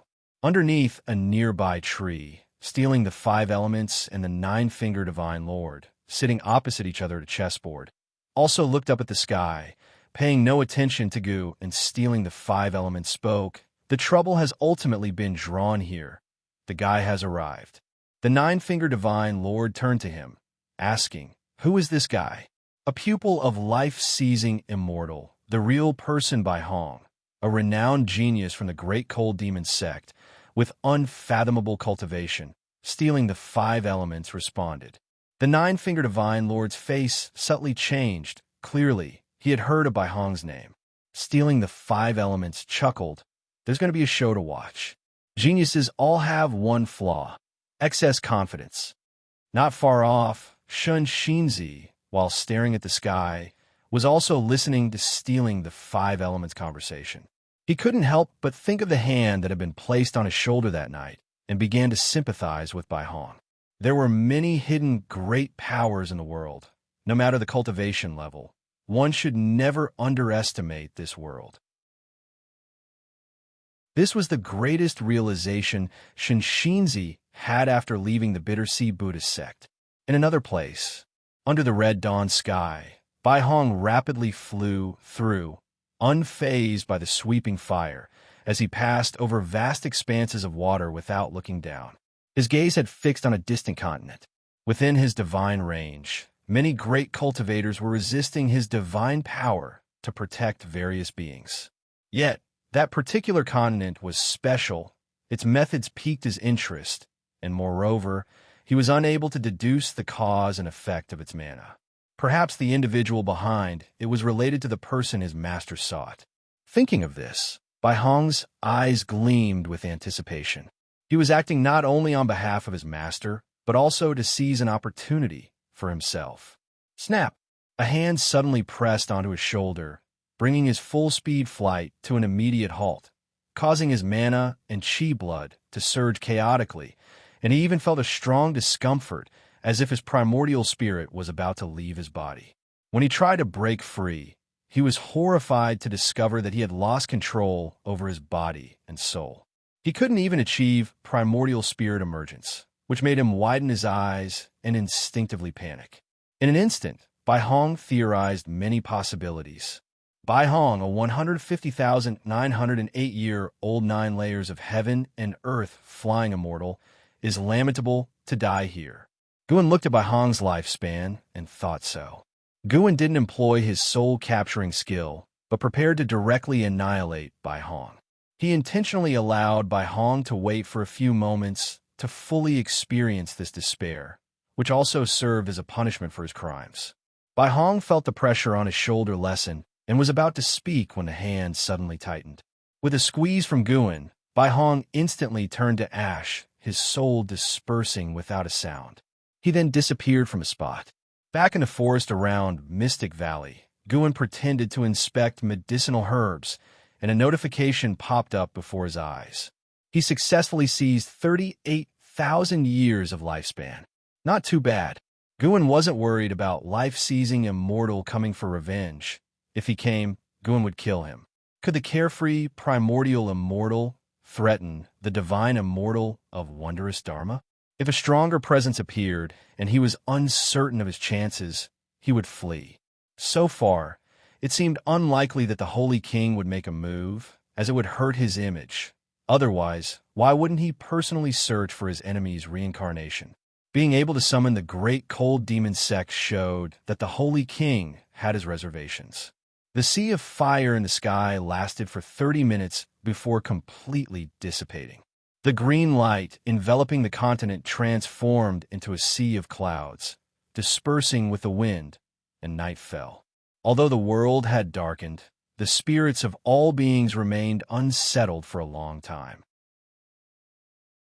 When Guin returned to the third Medicine Valley, Xiaoyu had already returned to her house.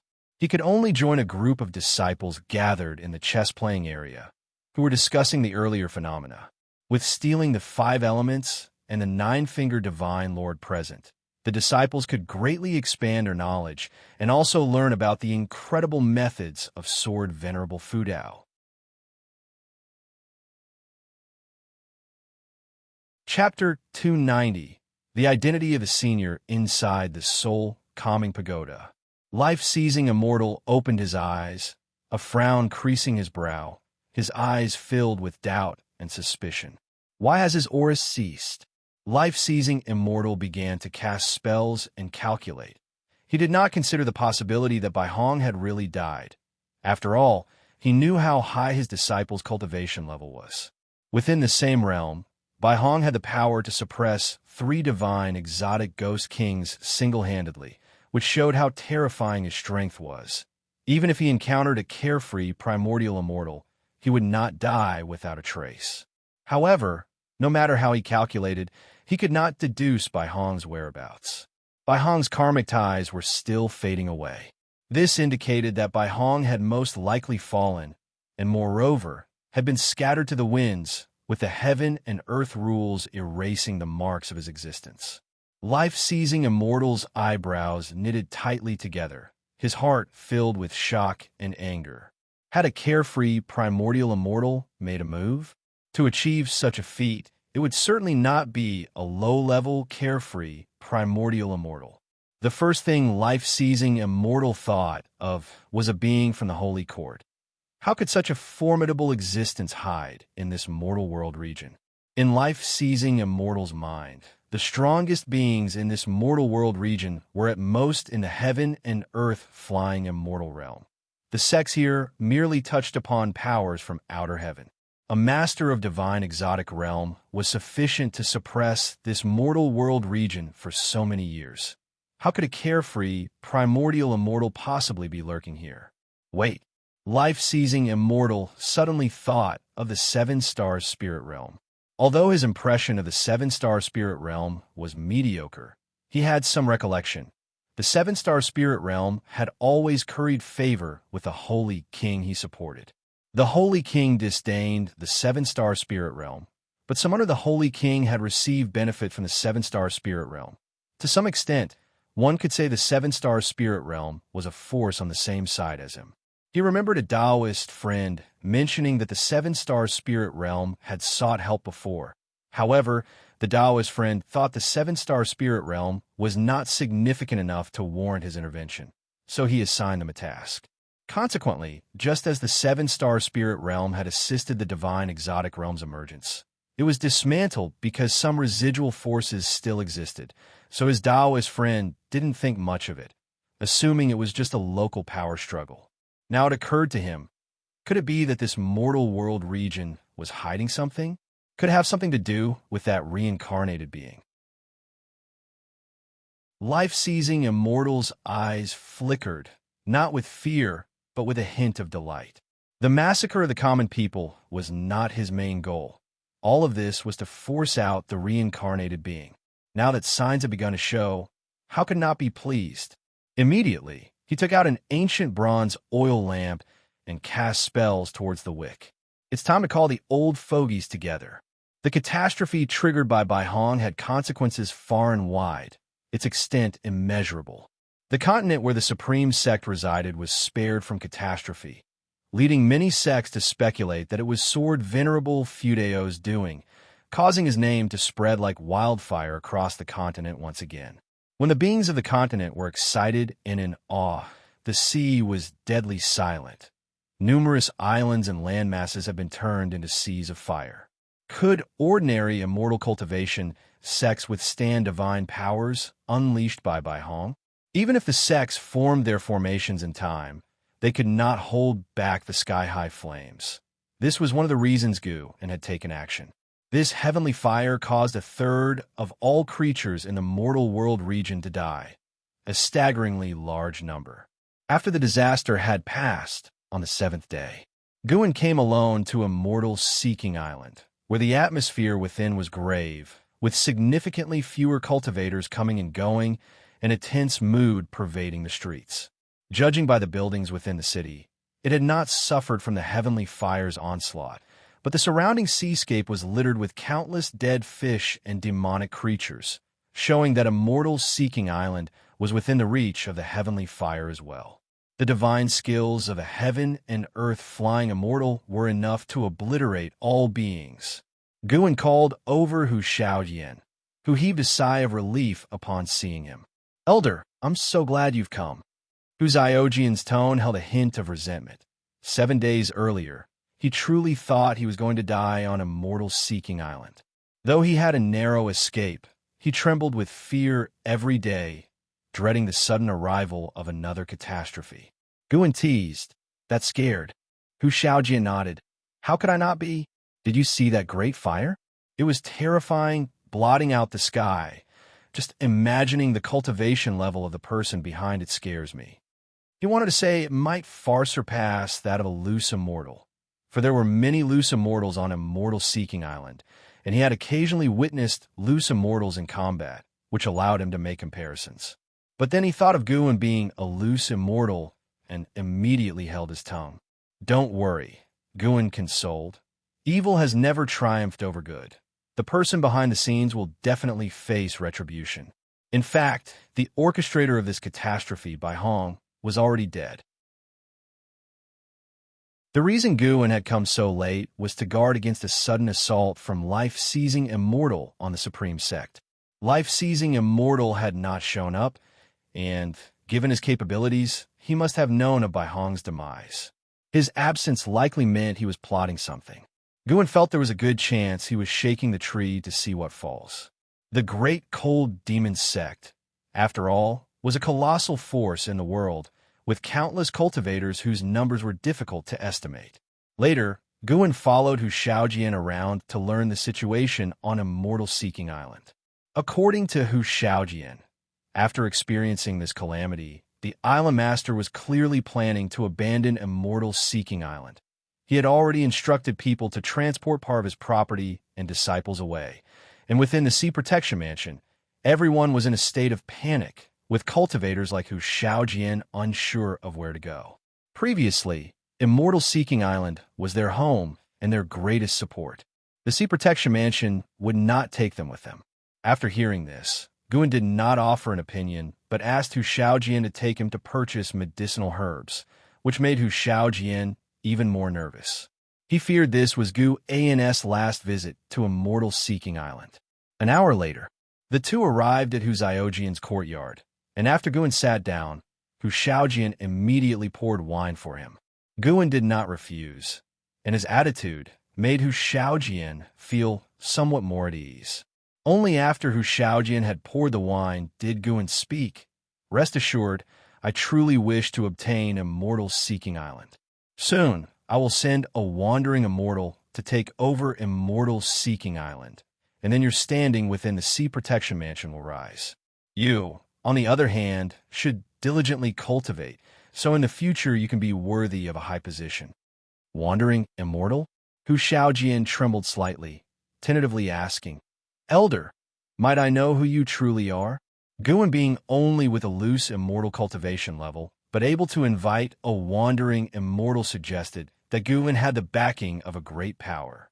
This was a pleasant surprise for Hu Shaojian. No matter how strong one person was, they could not compete with a vast force. Guan replied, "It's better for you not to inquire about my identity.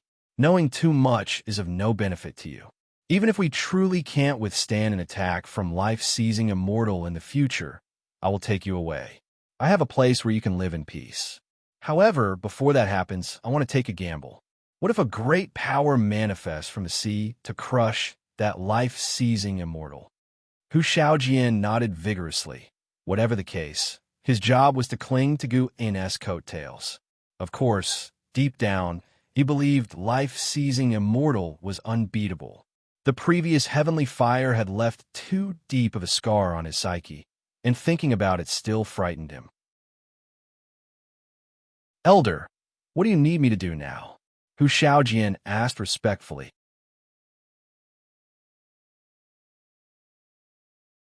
Chapter 291. Do you want to join the Great Cold Demon Sect? Guan had stayed in Hu Xiaojian's residence for an ancient hour. After he left, Hu Shaojian was brimming with excitement, and his face was a bouquet of smiles. The predecessor had entrusted him with so many matters, which assuredly meant he wouldn't easily forsake Immortal Seeking Island. He hadn't deceived him. Moreover, what need had the predecessor to deceive him? He was just a minor cultivator at the nascent soul realm. If the predecessor wished not to take him, a single stern glance would have sufficed to silence any further pleas from him. Meanwhile, Guin had returned to the premises of the Supreme Sect, pondering as he walked into the third Medicine Valley, which wandering immortal should assist him. Wandering immortals were not minor cultivators. How could one easily control them? The Nine-Fingered Divine Lord was not an option, for Guin feared exposing himself, given that the Nine-Fingered Divine Lord had been to Immortal Seeking Island. Neither Shun Shinzi nor stealing the 5 elements were reliable. Guin was not in a rush. There was still time. If need be, he could use the Mortal Jade to sway someone, asking Mortal World Peak to dispatch a wandering immortal to Immortal Seeking Island to assist him. Now, as the Peak Master of Mortal World Peak, which was rivaled only by Great Cold Demon Sect in strength and surpassed it in heritage, he felt Mortal World Peak would not fear the Great Cold Demon Sect. The Great Cold Demon Sect needed to do the Holy Court's dirty work to survive, whereas Mortal World Peak was different. It could hold office in the Holy Court. Over the long years, Mortal World Peak had sent how many immortals to the Holy Court? Guin believed Mortal World Peak would not fear the Great Cold Demon Sect. Of course, Mortal World Peak would not oppose Great Cold Demon Sect unless sufficient benefits tempted them to dare offend both the sect and its backing, the Holy King. Reflecting on this, Guin suddenly felt sentimental. No matter how high one's cultivation realm, one could not escape the web of relationships and favors. Only those strong enough to disregard the entire immortal path could act recklessly and willfully. The karmic ties of the world were too complex, with the karma of all beings interlinked in a tangled mesh. Even the weakest beings, when followed through their karmic associations, were connected to immensely powerful entities. Guin surveyed Medicine Valley and did not spot Nine-Fingered Divine Lord or stealing the 5 elements, but found Shinzi, who was engrossed in studying Journey to the West. He could not understand Shun Zinza's fascination with Journey to the West and felt that he had grown increasingly distant from the Bitter Sea Buddha sect, barely mentioning Buddhism these days. Guin did not disturb Shinzi, but instead headed towards his loft. Compared to worrying about the affairs of the world, what to read next concerned him more, with strange occurrences being commonplace in books through the ages. Recently, Guin took pleasure in reading histories. 5 years later, 210-year-old Guin practiced his exercises in Mystic Valley and glanced at his attribute panel. Realizing he was short just under 600,000 years from a 2-billion-year lifespan compared to others' understanding of their own cultivation level, Guin felt a greater sense of achievement watching those numbers of lifespan. But was it really just lifespan? These numbers were clearly his cultivation. After morning practice, Lu Jujia approached Guin, seeking guidance on the primordial reincarnation skill. Since lifting his cultivation restriction, his maximum lifespan had broken through to 410 years. Consequently, Guin taught him a more potent primordial reincarnation skill. Despite his diligent practice over the many years, he still had much to learn about the technique. Guin listened and then patiently guided him, enlightening Lu Jujiao with a few words, which left him thrilled. Through the primordial reincarnation skill, he was sure his senior brother was no ordinary person and clearly also practiced this cultivation technique. With the access to medicinal herbs his senior brother had, he was bound to far surpass him. After imparting his advice, Guin turned and departed. Lu Jujia didn't follow, instead standing still and savoring his words. Guin walked into the forest and followed the path leading to the 8 scenic caves. By now, the 8 scenic caves were no longer a secret needing concealment, with Lu Jujia aware of his secret abode beneath Mystic Valley. Given the chance, Lu Jujia would watch over the disciples entering the forest, anxious lest any covet his senior brother's cave. Mystic Valley was never short of spies. Guin arrived within the 8 scenic caves, first picking ripe medicinal herbs, then directing the poison corpse to plan anew. The origins of myriad poison mystic skill left by Jiang Qiong had started to bear fruit. Although he couldn't exploit the poison corpse to seize life from the herbs, sowing was straightforward without too much concern. He lay down under a green vine tree, and quickly 2 tendrils stretched over his shoulders and began massaging them. The green vine tree possessed spiritual wisdom, but on ordinary days, it preferred silence. Guin didn't press it. Rather, he relished the tranquility of life in the 8 scenic caves. Accustomed to life in Medicine Valley, taking the time to be alone in the 8 scenic caves was also enjoyable. He planned to stay overnight, as someone would visit him that evening. After finding a comfortable position, he pulled out a history book purchased from Immortal's Seeking Island, recording the rise and fall of a powerful force. Time swiftly passed, until late at night, footsteps echoed in the corridor. Guin remained seated and did not even cast a glance that way. Soon, a figure approached him, accompanied by a faint fragrance. The visitor stood with her hands on her hips, clad in an exquisite purple robe, ornate with jade beads on her belt. Her long hair, casually tied, and 2 wooden hairpins inserted, her celestial beauty cloaked behind errant strands of black hair, a subtle smile adorning her face, and her eyes sparkling with mischievous delight. Guin lifted his head to look at her, appraising her, then chuckled. "Long time no see. How's it you seem younger? Did you practice some forbidden art?"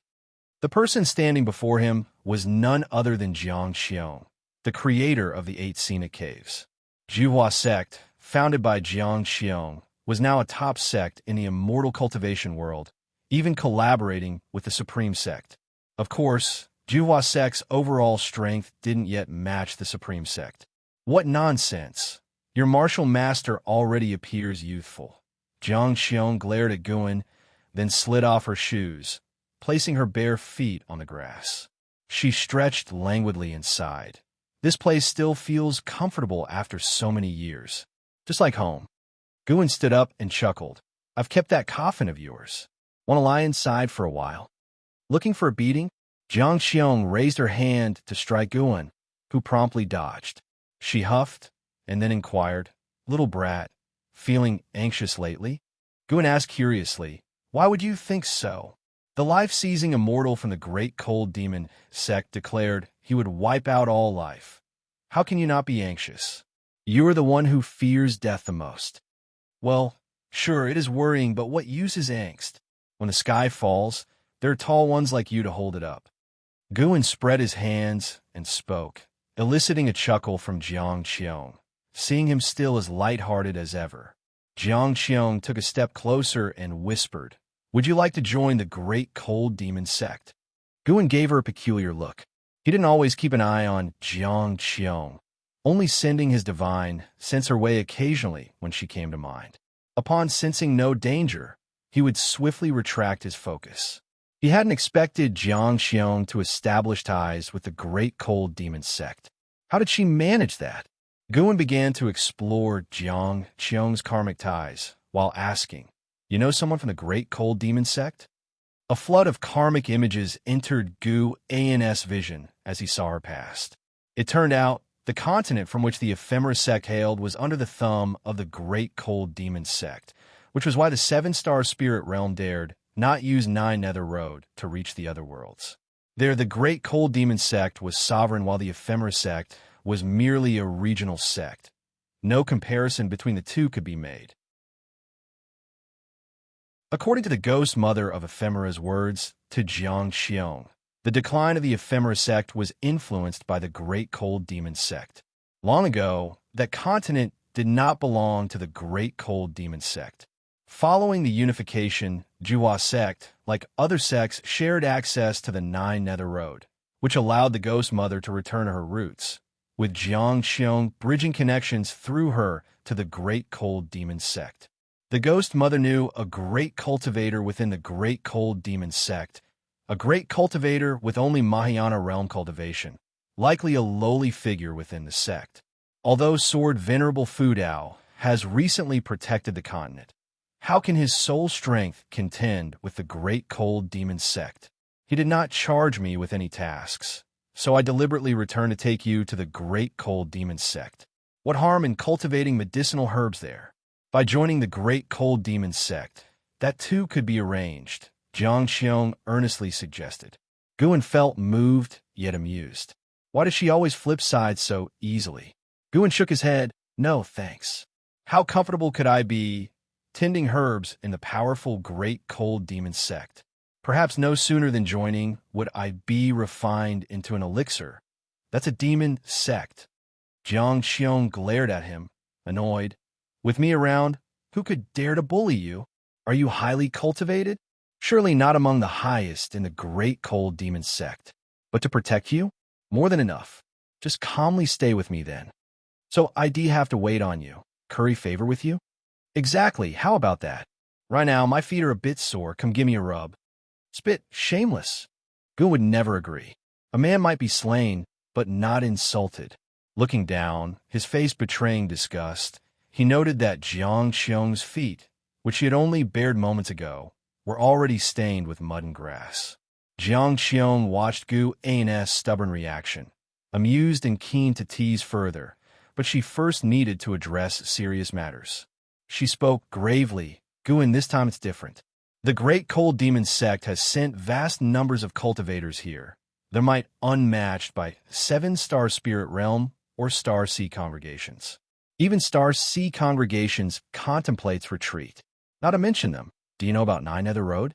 Almost every sect on this continent has members desiring to flee through Nine Nether Road, including your supreme sect. Guan fell silent. Jiang Xiong continued. Actually, joining the great cold demon sect might not be ill-fated.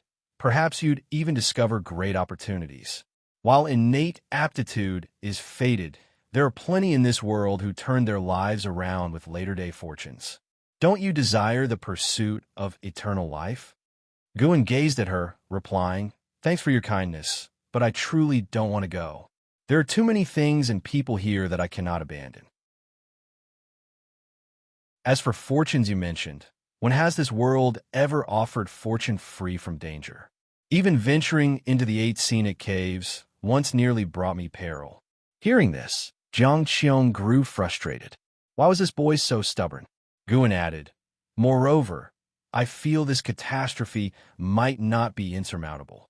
I believe in Sword Venerable Fudao, believe in the triumph of good over evil. Surely, there are many great powers in this world who can stand against the great cold demon sect. I often read books, and don't they all say, if man will strive, then heaven will thrive? The great cold demon sect, which treats life so wantonly, no matter how powerful, will eventually meet its reckoning. Aligning with them is not a righteous path. With that, he raised the book in his hand with a determined expression.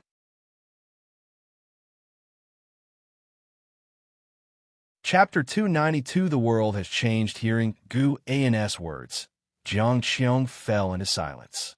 She felt somewhat lost inside. She had always been faced with choices. She had escaped from 1,000 Autumn Pavilion to the Supreme Sect, then from the Supreme Sect to the Nine Nether Road. And even after establishing the Juhua Sect, she still had to flee to the Great Cold Demon Sect. Could it be that all her choices had been wrong? It seemed that no matter when she returned, Guan never changed. Guan saw the mood she was in. He was afraid of saying too much. After all, she didn't have the confidence he did.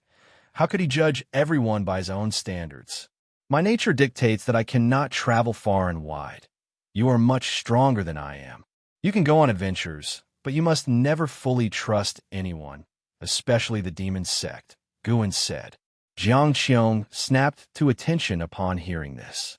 What was she thinking? If she hadn't fled, she'd already be dead. Even compared with Guan, her cultivation level was rising rapidly. Although the path seemed difficult and bitter, her cultivation was her achievement. She was now at the 7th floor of the Divinity Transformation Realm. Thinking of this, Jiang Xiong smiled. She glared at Guan and said, You've refused me time and again. Be careful, or I might stop caring about you. When you run into trouble and think of me, it will be too late. Guin solemnly said, as long as you are safe, it doesn't matter if you forget about me.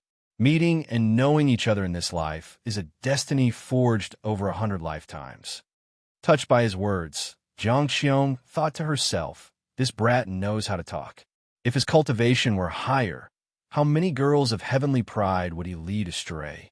Of course, she believed that Guin truly thought this way and wasn't just trying to please her. After knowing him for so many years, she never heard Guin ask her for anything. Jiang Xiong looked at Guin, wanting to tease him, but no words could pass her throat.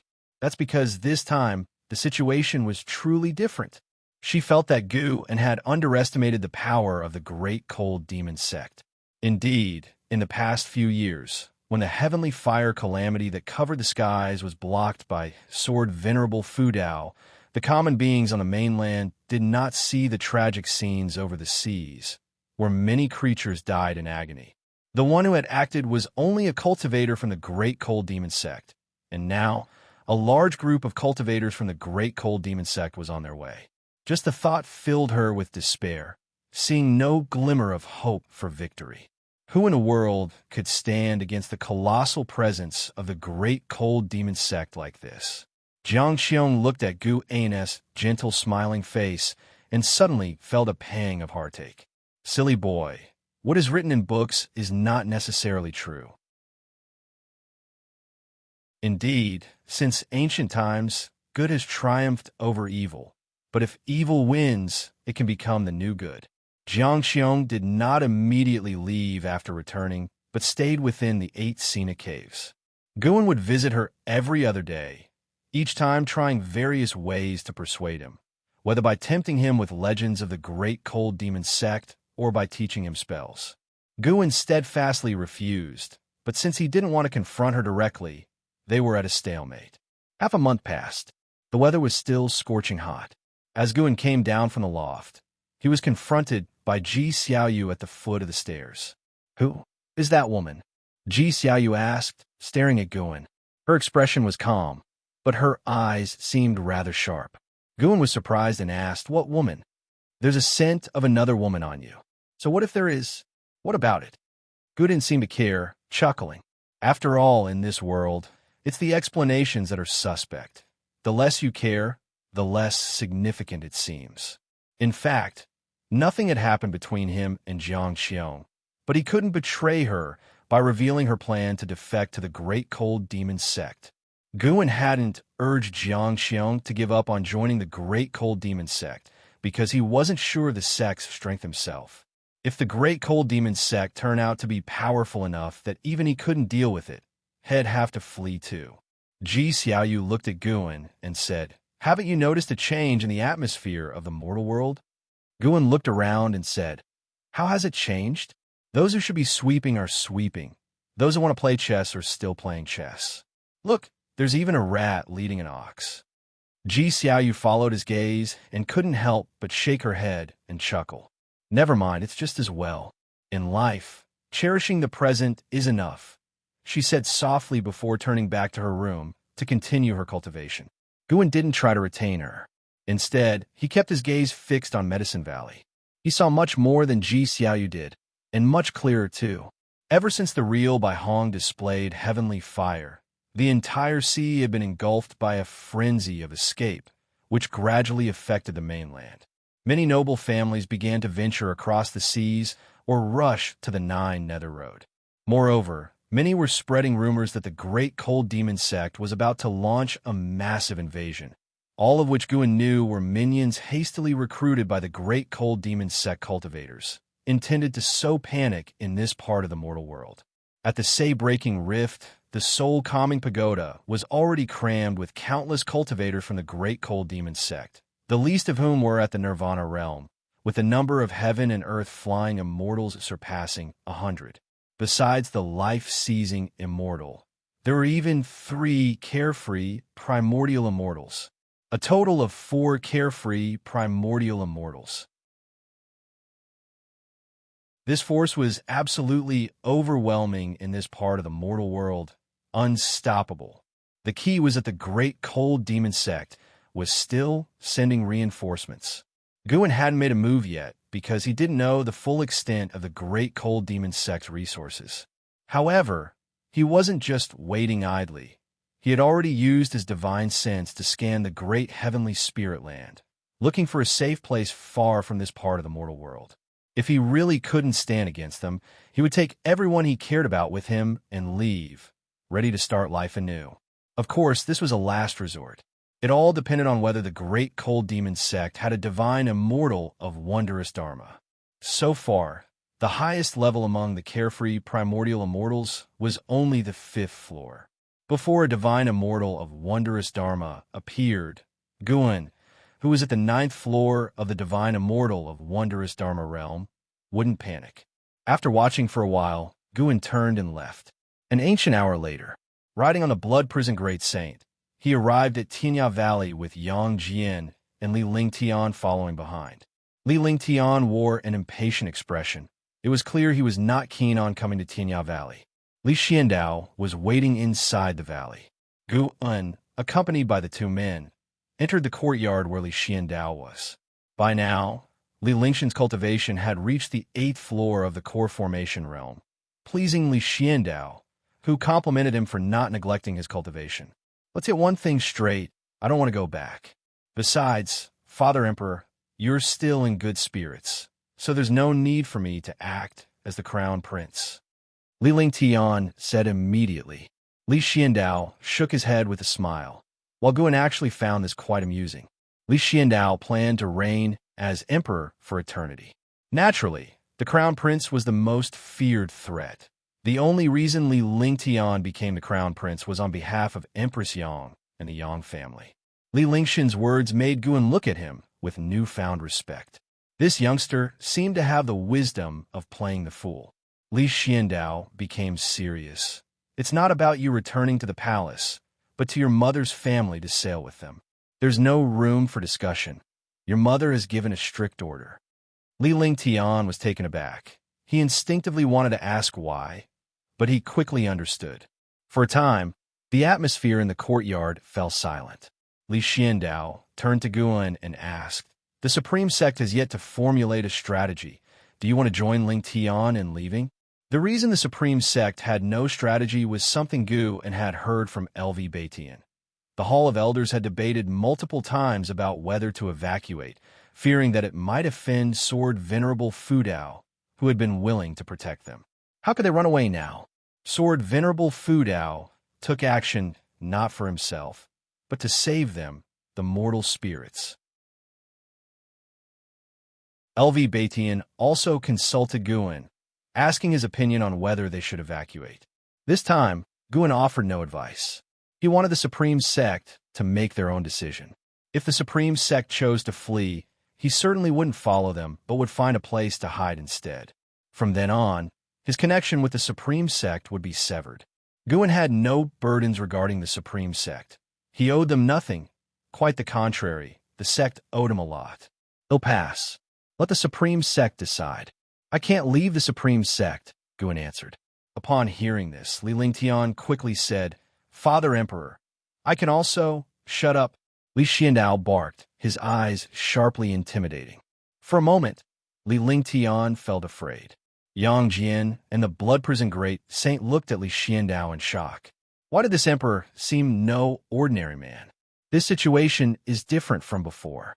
If you follow the Supreme Sect to evacuate, chances are you will never see your mother again in this life.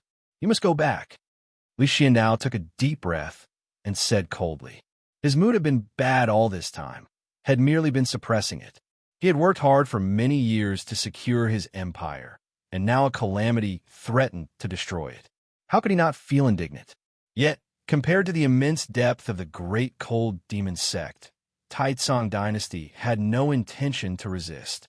Guin looked at Li Xiandao and asked, "Uncle, what about you?" Li Lingtian turned his gaze angrily to Li Xiandao. Li Xiandao looked at his own teacup on the table and said softly, "Everyone can escape except me. Even if I have to die, let me die alongside my subjects." With so many people in the Taizong dynasty, not all could escape. If he thought of leaving, the dynasty would surely descend into chaos. Li Lingtian froze, his eyes softening as he looked at Li Xiandao. Yang Jian also grew solemn out of respect for the emperor who had gifted him a divine weapon. The blood prison great saint hadn't expected Li Xiandao to be so resolute, and he rose from his crouch in surprise. Guan addressed Li Xiandao. "Uncle, have you forgotten the goal you once sought?" Li Xiandao replied. "Without my subjects, what is an emperor's throne worth? An emperor who cannot protect his empire is bound to fail. Even if the empire were to be rebuilt, it would be meaningless." His words inspired admiration in everyone present. Luo Han even knelt down, expressing with a heavy voice, "Your Highness, I am willing to follow and serve you unto death without regret." Li Xiandao merely waved his hand, not saying much more. Sure, he spoke sincerely, but he hadn't resigned himself to fate. He was gambling. He was betting on the sword Venerable Fudao to overturn the great cold demon sect. He couldn't forget the shock sword Venerable Fudao had brought him during past calamities. He couldn't forget that day when the skies were filled with fierce flames pressuring the living beings, and countless green lights rose up, giving him hope. He felt sword Venerable Fudao was different, a difference that perhaps even transcended cultivation levels.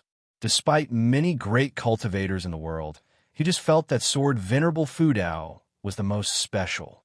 From sword Venerable Fudao, he sensed an aura. That was the aura of invincibility. Should sword Venerable Fudao's heart be kind, then peace would reign throughout the land.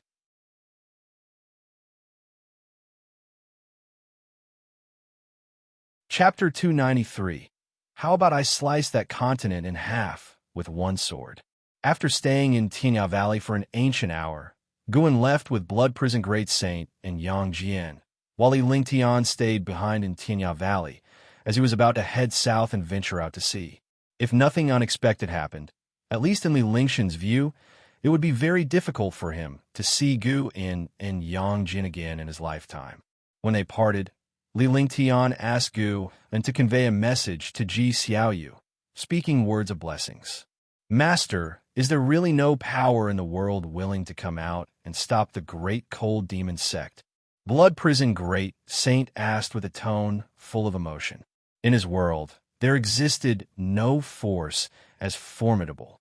Yang Jian also looked towards Guan, unworried as long as his martial master was calm. Guan responded, "How can there not be?" Many led the charge towards the soul calming pagoda, only to fall due to lack of strength. He spoke the truth. Every now and then, a group of cultivators and demons would assault the soul calming pagoda, and even if they perished, others would follow their will. Whether the world was good or evil, it was hard to say, but one thing was certain: there existed real justice, and some cultivators deemed it more important than eternal life. Guan looked into the distance. "Great cold demon sect, you'd better have something worth my fear, or even the Holy King can't protect you. What would the Holy Court do if angered? Kill, if necessary, or simply flee to outer heaven?" If no trouble came knocking, Guan naturally preferred to stay low in the supreme sect. But when trouble came knocking uninvited, he wouldn't swallow his pride. Along the way, having killed numerous madmen, Guan was always aware of how terrifying his ability to seize life was. In anyone else's hands, it would have caused catastrophe across the world. He managed restraint because that was who he was. Everyone had their path, and he only wished to walk his without guilt. However, the more chaotic the world became, the more he desired to unleash slaughter. He wanted to kill the people of the great cold demon sect. Across the tumultuous seas lay the sea-breaking rift, splitting the ocean in two, beside which stood the towering soul-calming pagoda, its top seeming to touch the sky. The sky brimmed with stifling thunderclouds, with occasional muffled thunder. At the first level of the soul-calming pagoda, the life-seizing Immortal sat on a lotus throne, flanked by 3 individuals, none inferior in presence, while hundreds of great cold demon sect cultivators stood in the hall, creating a cheerful ambience with laughter, looking nothing like demon cultivators, adorned in splendid garments and dignified demeanors. some even appearing ethereal and wise. A woman in red next to the life seizing Immortal opened her eyes, turned to him, and asked, "Brother, how much longer must we wait? Are there still beings in this mortal region that the four of us cannot subdue?" The other two carefree primordial immortals opened their eyes, their expressions indifferent, eyes fixed on the life-seizing Immortal. Life-seizing Immortal slowly opened his eyes, saying, "Caution is the parent of safety. Bai Hong's death was too peculiar. We must not be careless. Remember what this land hides." The three carefree primordial immortals fell silent. Having lived for hundreds of thousands of years and weathered many storms, they shed their arrogance upon hearing life-seizing Immortal's words. Indeed, the greater the power, the greater the caution required. At this moment, someone in the hall stepped forward and loudly said, "Venerable Masters, why not ignite another disaster to test the limits of that mysterious being and drive more people away, lest they hinder us?" With these words, the hall erupted with agreement and cries for revenge for Bai Hong. Life-seizing Immortal's gaze turned to the first speaker, a blue-robed Taoist with a treasure sword at his waist and a folding fan in hand, his inherent sword intent formidable even just standing there. "Qingxin, what would you like to do?" asked the life-seizing Immortal. Silence followed in the hall. With a smirk, Qingxin the Taoist replied, "I wield a sword capable of slicing oceans and moons alike. How about I cleave that continent in half with a single strike?" After speaking, he raised his arms, turned to face the crowd, prompting applause and cheers in the hall. The majority of cultivators present felt no pressure, but rather a playful curiosity to see who would dare oppose the great cold demon sect. Were it another mortal region, they might have worried, but here, like tigers among chickens, where was the reason to fear? Watching Qingxin display such vigor, the other three carefree primordial immortals smiled, having watched him grow up and master Taoist sorcery. Now capable of standing on his own, they were naturally pleased. After a moment's hesitation, life-seizing Immortal slowly nodded. Seeing this, Qingxin's smile grew larger, declaring, "In that case, I will go now. Fellow disciples, come and enjoy the spectacle with me." The life-seizing Immortal added, "Do not stray far. Master, rest assured." Qingxin saluted with his hands, turned, and left, followed by a throng. The woman in red turned to the life-seizing Immortal, saying, "Now's a good time for you to speak up and accelerate the process. After all, delay could lead to problems." Life-seizing Immortal hesitated again, then slowly nodded. In Supreme Sect, within a bright hall, all elders gathered, including Lu Lingjun and Nine-Finger Divine Lord, most frowning in concern. LV Baitian, sitting in the sect leader's seat and flanked by 5 supreme elders, appeared equally at a loss. Vice Sect Leader Ji Hantian spoke out. "Sect Leader, just say what you're thinking so we can prepare in advance. We can't possibly wait until a catastrophe is upon us to start considering our response." At this, other elders also spoke up, urging LV Baitian. LV Baitian took a deep breath and said, "I fear that once we retreat, our connection with Sword Venerable Fudao will be irreversibly severed." A few agreed with him. An elder stood up and argued, "Survival is the most important thing. So far, none of us have even seen Sword Venerable Fudao, let alone understand his views on the matter. Moreover, we simply cannot compare ourselves to Sword Venerable Fudao. If he wants to flee, he can. His Dao level is beyond ours." This sentiment was echoed by others, considering not only themselves but also their disciples and descendants, each backed by influential families or intricate networks. The current Supreme Sect comprised millions of disciples, and the number scattered across various places was immeasurable. Guzong also sighed, unusually not supporting LV Baitian this time. Lu Lingjun also wished for the Supreme Sect to evacuate.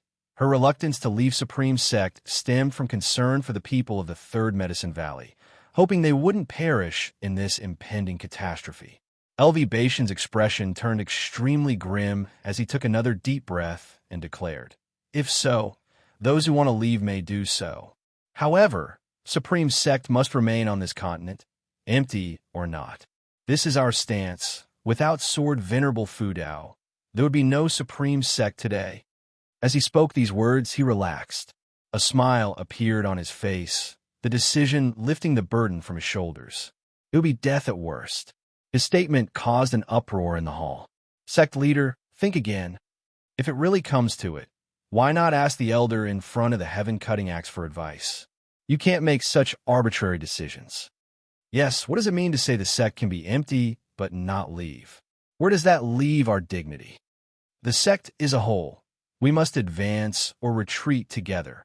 Sect leader, let's leave together. We can ask Sword Venerable Fudao to join us." LV Bastian, listening to their words, felt their hypocrisy. A bunch of cowards afraid to take responsibility and scared to die. As he was about to speak, a voice suddenly echoed through the heavens and earth. "From today, my disciple, Qing Xin the Taoist, will annihilate one region each day. Worldly beings, your time is running out. Today, let's see which region's creatures are most pitiable, unfortunate enough to be the first annihilated." As the life-seizing immortal's voice faded, a chill ran through everyone in the hall. They were not frightened by his words, but felt a terrifying sword intent targeting them. More precisely, every sentient being on the continent was terrified by this sword intent.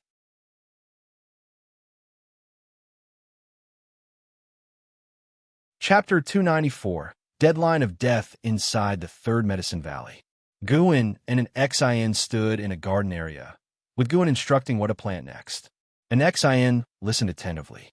Just then, the voice of the life-seizing immortal suddenly echoed. He was actually planning to exterminate one region of heaven and earth every day. An Xin had no time to think further when a terrifying sword intent descended, causing a drastic change in her complexion. The previously bustling Medicine Valley fell silent in an instant. An Xin felt as if she were being crushed by a mountain, almost unable to breathe, which turned her complexion even paler. Suddenly, a hand landed on her shoulder, making her heart tremble. Before she could think further, the pressure on her body abruptly vanished. She turned her head instinctively, and, seeing it was her master's hand, she breathed a sigh of relief. "Master, could it be that they've chosen the continent we're on?" An Xin asked cautiously. Even though she was carefree on normal days, she feared death when faced with it. The words of the life-seizing immortal, coupled with the sudden sword intent, made it clear that the first chosen continent was the one they were on. Guin took a deep breath and feigned composure. "Unclear. Let's go back inside first. Within the confines of the Supreme Sect, such calamities are not our concern. Whether we live or die, we leave it to fate."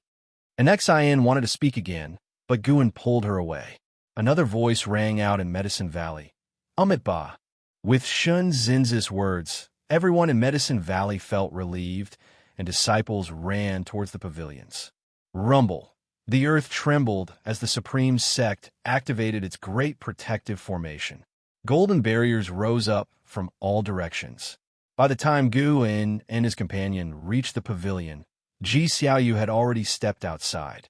She gazed at the sky, the red Dao patterns on her forehead starting to flicker with tiny flames. Seeing this, Guin quickly approached her and asked, "You weren't frightened just now, were you?" Ji Xiaoyu's Dao patterns returned to normal as Guin blocked her view. Her expression calmed down, and she nodded. "No, it seems the life-seizing immortal is targeting the continent. It's probably related to the actions of Sword Venerable Fudao years ago." Guin comforted her. "Don't overthink it. If the enemy is acting this way, it means Sword Venerable Fudao is still around. Take care of the valley for me. I need to make a trip to Mystic Valley." With that, Guin quickly headed towards the transmission array platform.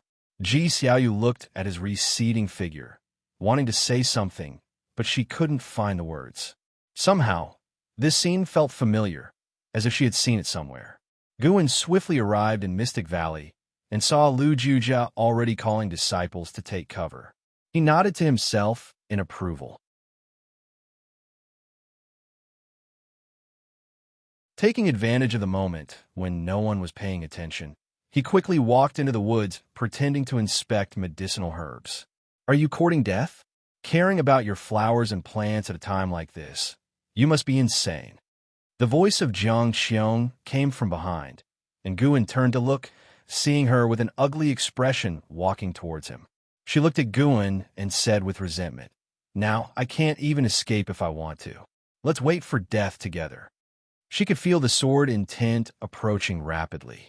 Even if she tried to escape now, she was afraid it would be too late to reach the 9 Nether Road. Guan, squatting on the ground, couldn't help but punch the grass, picking up a handful of fallen leaves before standing up, his face filled with unwillingness. Jiang Xiong looked at his expression and suddenly laughed, teasing, "What's wrong? Scared?" Guan tossed the leaves in his hand forward, as if venting his anger. He then turned to look at Jiang Xiong and said, "I'm not afraid.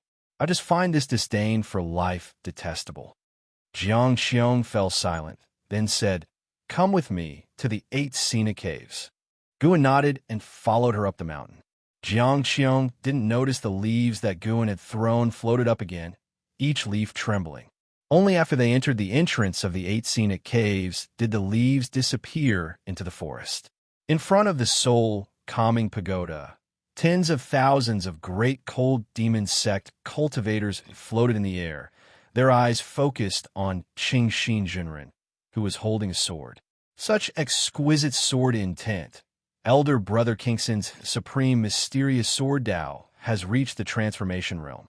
Indeed powerful, enough to sweep across the heaven and earth flying immortal realm. I heard that Elder Brother Bai Hong was defeated by Elder Brother Qingxin 1,000 years ago. The founder of the supreme mysterious sword Tao, the supreme mysterious ancestor, went to the Holy Land long ago. In 10,000 years, the only one who has reached such a level with the supreme mysterious sword Tao is Elder Qingxin. This sword strike, everyone should watch carefully, is a rare sight.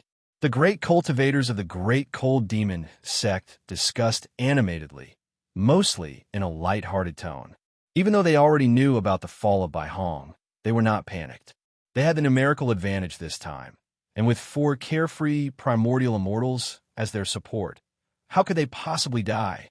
Qingxin Jinren positioned his treasure sword in front of him, the blade perfectly aligning with his eyes. Suddenly, he opened his eyes, which astonishingly turned green. As soon as he opened his eyes, his sword intent fully erupted, silencing the surrounding noise.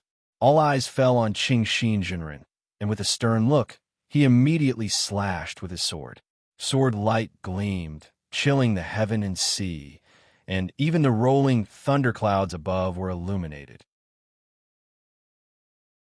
As Qingxin Jinren swung his sword intent transformed into terrifying sword chi, shooting forward as his pupils suddenly contracted. In the reflection of his pupils, numerous green dots grew rapidly. From the onlooker's perspective, Qingxin Jinren's sword slashed out a terrifying sword chi tens of thousands of miles long, like a crescent moon sweeping across the sky. At that moment, a series of green light beams shot from the edge of the sky with even greater speed, too fast for anyone to react. Boom! The sword chi scattered, and Qingxin Jinren's eyes widened in disbelief as a green light reached him in a blink of an eye.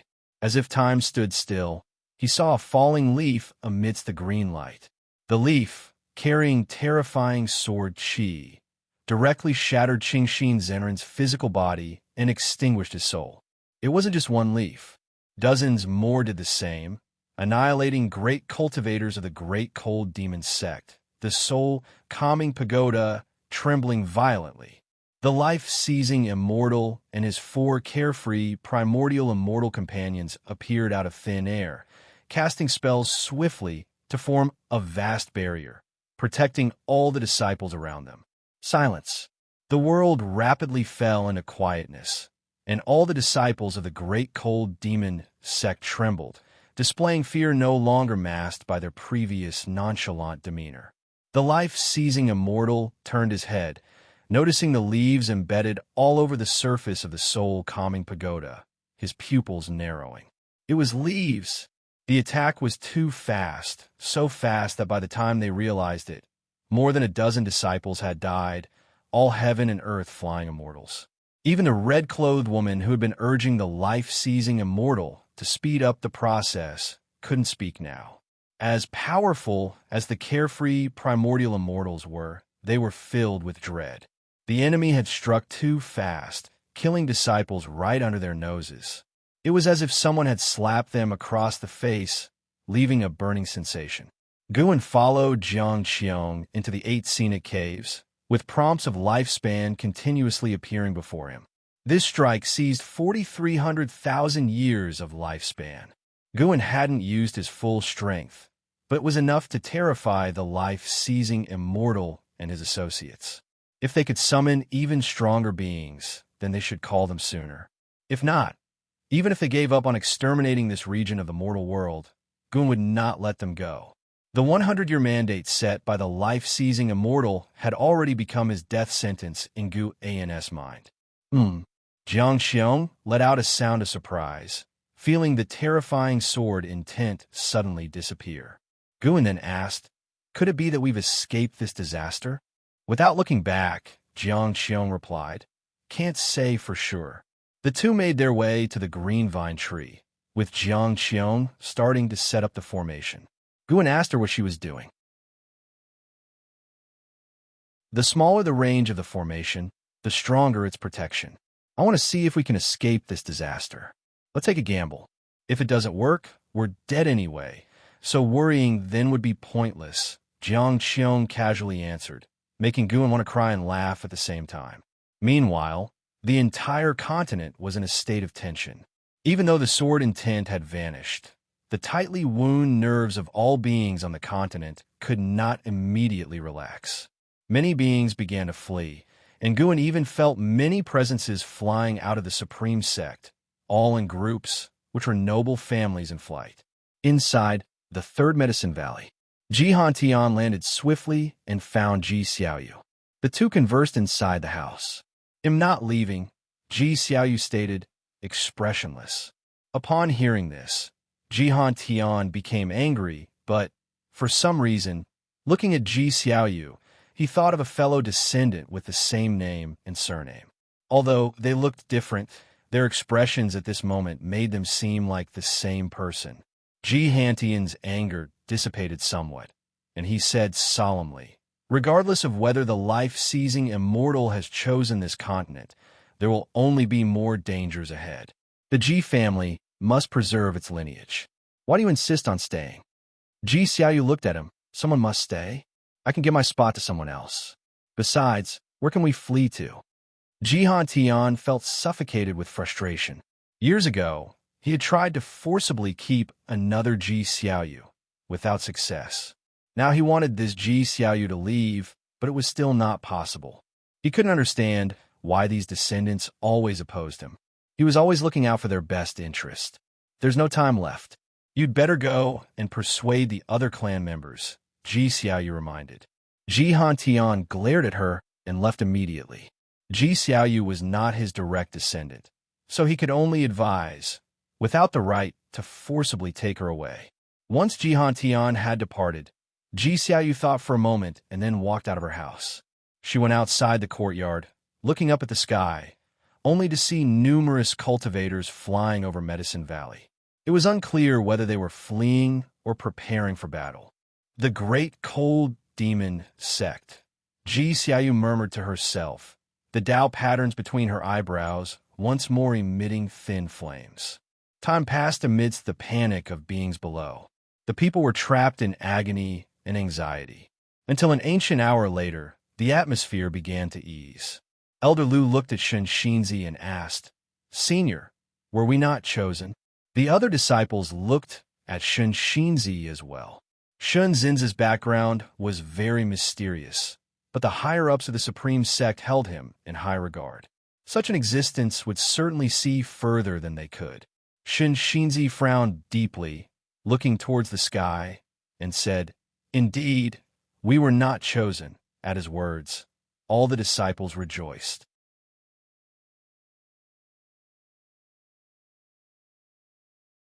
Chapter 295.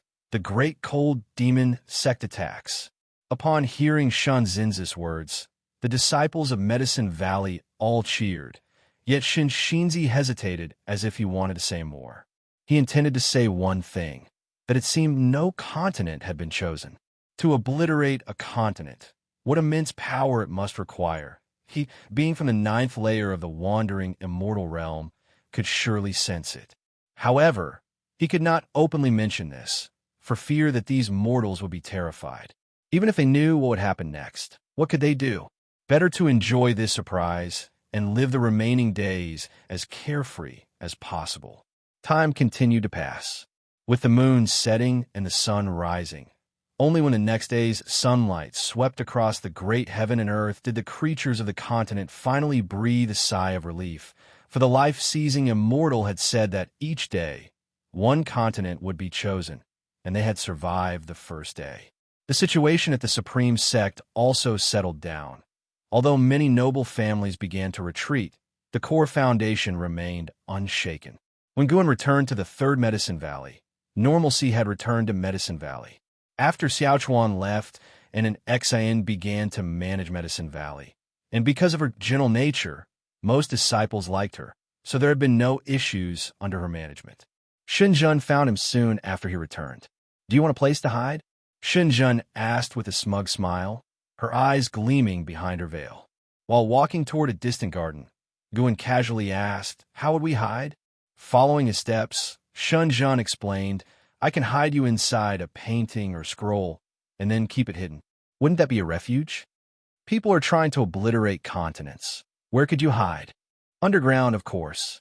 He said he would obliterate continents. Sure, he meant to demolish the mortals and shatter the land, not obliterate the earth completely. "That makes sense. Are you a genius by any chance?" Guan suddenly realized, looking at Shenzhen with amazed eyes. A twitch appeared at the corner of Shenzhen's veiled mouth, clearly perceiving the sarcasm in Guan's tone. Guan continued, "Don't overthink it. I always feel that yesterday our continent was not excluded. That mysterious pressure was no lie. Also, haven't you noticed how calm today has been?" Upon hearing this, Shenzhen narrowed her eyes. "Are you suggesting that the Great Cold Demon Sect's offensive was thwarted?" "Very likely. After all, I trust that the heavens are just. There must be great cultivators out there with a heart for the mortals. A heretical path like the Great Cold Demon Sect cannot last forever," Guan declared with conviction, his face full of determination. Shenzhen suddenly found it hard to judge him. Calling him foolish wouldn't explain his current stature, and calling him naive wouldn't explain how he could write something as unique as Journey to the West. "You say the heavens are just.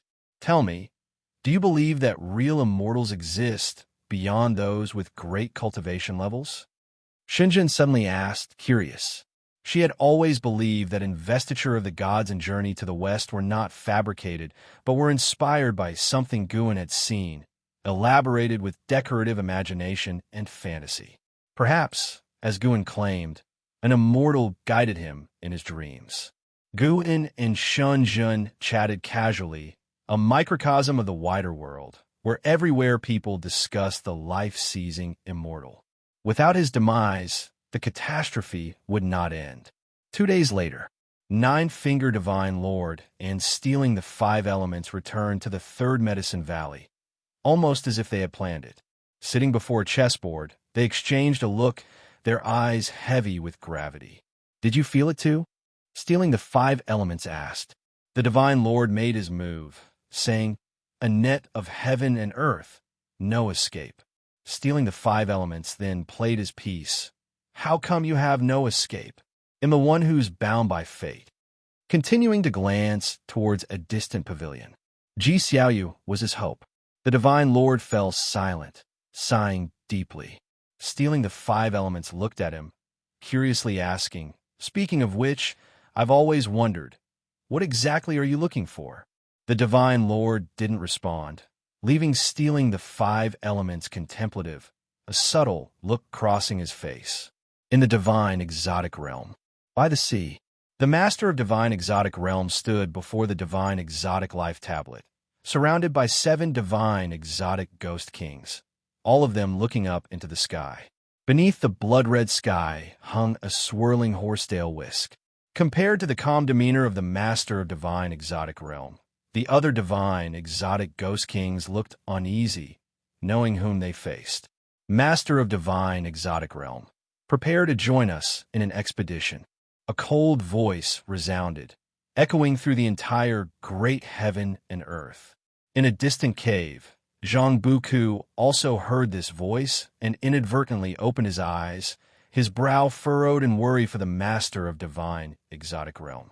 With an expressionless face, the master of divine exotic realm asked, "An expedition to where?"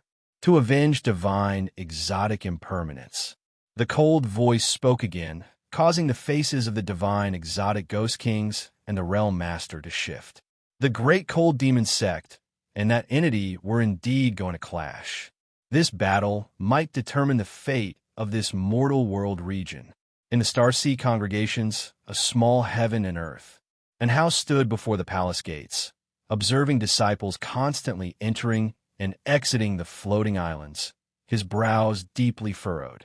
A figure appeared beside him, his master, Sage Fuchin. And Hao quickly said, "Master, it's good you're here. I need to speak with you. Let's talk while on the way. Prepare for retreat. We must withdraw today." Sage Fuchin said in a grave tone. "Why?" And Hao couldn't help but ask. "The great cold demon sect is making a major descent, targeting the continent where the sword venerable Fu Dao resides. They appear to be intent on sieging your master," Sage Fuchin explained. On hearing this, and Hao became anxious. Before he could reply, Sage Fuchin continued, "Your cultivation level won't assist your master. It's best to leave early. Your master, although strong, can't withstand the full assault of the great cold demon sect. Otherwise, he wouldn't be on the defensive." And Hao gritted his teeth. "My concern isn't for my master. I must go back." And Xin was still within the supreme sect. How could he abandon her? He immediately leaped up, intending to forcefully break out of the Star Sea congregation's realm. Suddenly, long hair wrapped around him, surprisingly Sage Fukin's horsetail whisk. "Master!" And Hao cried out in anguish, startling the other disciples. Sage Fuchin held the horsetail whisk, chanting incantations. The whisk's hairs quickly extended, gagging a Hao. "I'm sorry, disciple." Sage Fukin's eyes became resolute. This scene left the other disciples silent. Without discussion, they all understood and felt the heaviness in their hearts, likewise having people they couldn't leave behind. The Starseed congregations were about to flee. In another realm, Leah, leveraging divine exotic city, forcefully broke free, unobstructed by anyone. He quickly flew out over the Star Sea, heading towards the horizon. "Disciple, think carefully. Once you go, there's no turning back." An old voice sounded, and, as Leah turned his head, he didn't see his master's figure. He did not answer, but instructed the divine exotic immortal spirit on his shoulder to move forward. The divine exotic immortal spirit howled, and the divine exotic city immediately displayed extraordinary speed, streaking towards the horizon. After flying for a while and seeing no one pursued, Leah relaxed. His gaze hardened. "Junior Brother Gu, wait for me." And the old ancestor, "I wonder if you're still thinking of me." Leah thought silently, his face heavy. Initially, his emotions weren't profoundly impacted, fueled only by fury as Zhang Buku became a divine, exotic, resentful ghost. However, the moment the Star Sea congregations announced their departure, he panicked. The Star Sea congregations were a major force at sea. If there was any chance of victory, they wouldn't be abandoning their domain. Hearing that the great cold demon sect aimed to target the sword venerable Fu Dao, he couldn't contain himself. The sword venerable Fu Dao was his primordial ancestor. He was less worried about him, as the ancestor could escape if he couldn't fight, but he feared for the others who might not escape. He had to be quick. Leah clenched his teeth, fearing the continent had already fallen. The divine exotic immortal spirit, however, was not panicked, leaping joyfully in the air, which both irritated and envied Leah. This creature seemed to fear nothing. Its confidence was unknown. Time rapidly passed. 2 ancient hours later, Leah, sitting atop the tower meditating, suddenly sensed something, opening his eyes to find the divine exotic city enveloped in darkness. Instinctively, he looked up, then his eyes widened in disbelief. How possible? Leah murmured to himself, his voice trembling, his eyes full of despair. In the third Medicine Valley, at the garden fence, Goon was stretching his muscles. Passing by, Yu Ying curiously asked, "What are you doing? Isn't there exercise in the morning?" Goon replied, "Just felt like moving. Is it not allowed?" What followed was sure to be a great battle. It must be said, the great cold demon sect was indeed frightening. The dense auras attacking from all directions were overwhelmingly oppressive, and once they arrived, if seen by the denizens of the continent, it would surely cause legs to tremble. Yu Ying looked at him, unable to resist asking, "Everyone is worried about the calamity. Why aren't you afraid?" "Because I'm not afraid, so I'm not frightened," Goon responded casually, his words leading Yu Ying to glare, feeling the urge to punch him. She couldn't understand Goon at all. Out for experience, he feared death. Yet, with calamity impending, he seemed not to fear it. Truly a baffling person. Yet, somehow, the more anxious she felt, the more she wanted to talk to Goon. Perhaps it was his fearless demeanor. Goon guessed her thoughts and smiled. "Whether you worry or fear, it won't change anything, will it?" Yu Ying opened her mouth, unsure how to respond. Goon drew his heavenly residence sword, suddenly unsheathing it. The sword's light gleamed in Yu Ying's face, snapping her out of her trance. Looking at Goon holding the sword, Yu Ying's earlier illusion reemerged, his forehead marked with golden patterns, appearing extraordinary, as if an immortal lord on earth. She had to admit, although Goon's cultivation level wasn't impressive, his appearance and bearing were truly out of this world, unlike a mortal. Goon raised his sword towards Yu Ying, the blade's tip reflecting in her pupils, causing her to shiver. If only this sword could slash away the fear in your hearts. How wonderful would that be? Goon said wistfully. Yu Ying was left in a daze.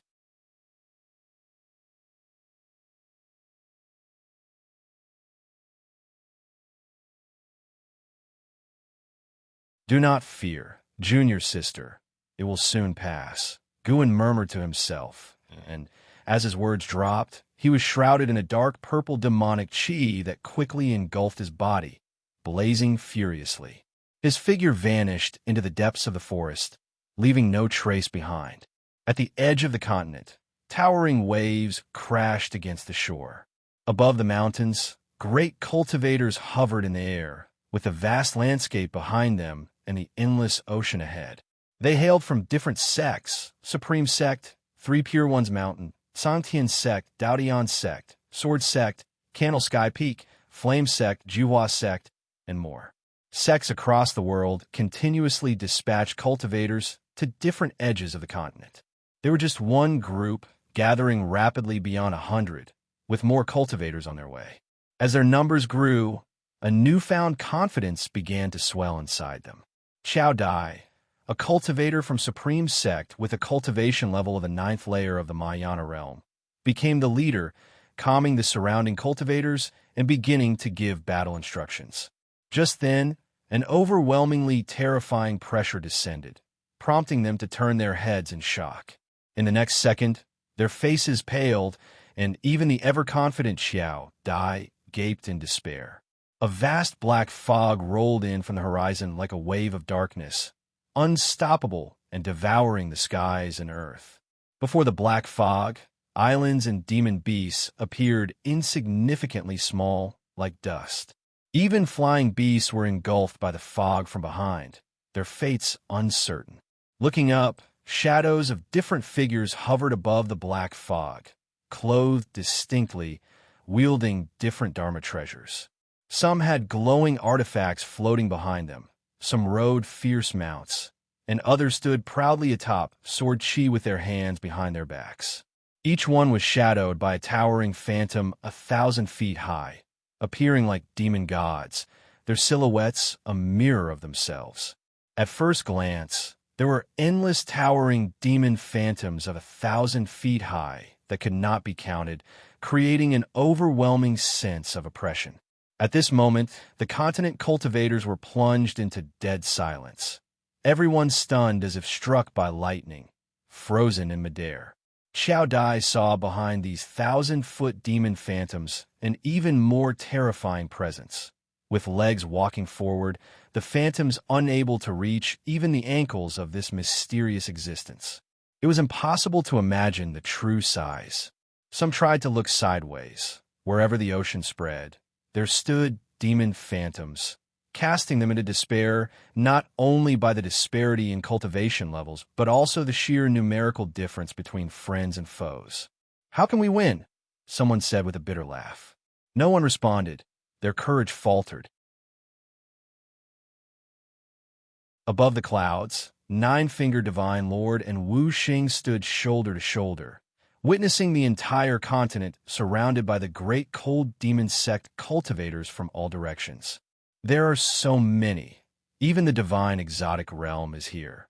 Wu Xing clicked his tongue, sensing that the number of demon sect cultivators was no less than the divine exotic resentful ghosts.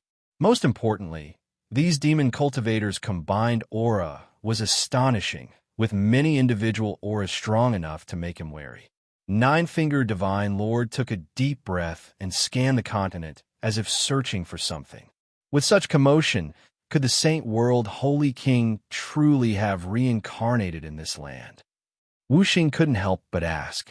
Nine-Fingered Divine Lord looked into the distance and replied, "If the Holy Heart awakens, with the Holy King's capabilities, rising to power won't be difficult. But the great cold demon sect fears that the Holy Court might detect the aura of the Saint World Holy King." After hearing this, Wu Xing found it to make sense, and he stepped forward. "What are you planning to do?" inquired Nine-Fingered Divine Lord hastily. Without turning back, Wu Xing strode forward through the air, raising his hand with a laugh. "Forgot to tell you, I'm the divine exotic ghost king Wu Xing." Wu Xing is just a pseudonym.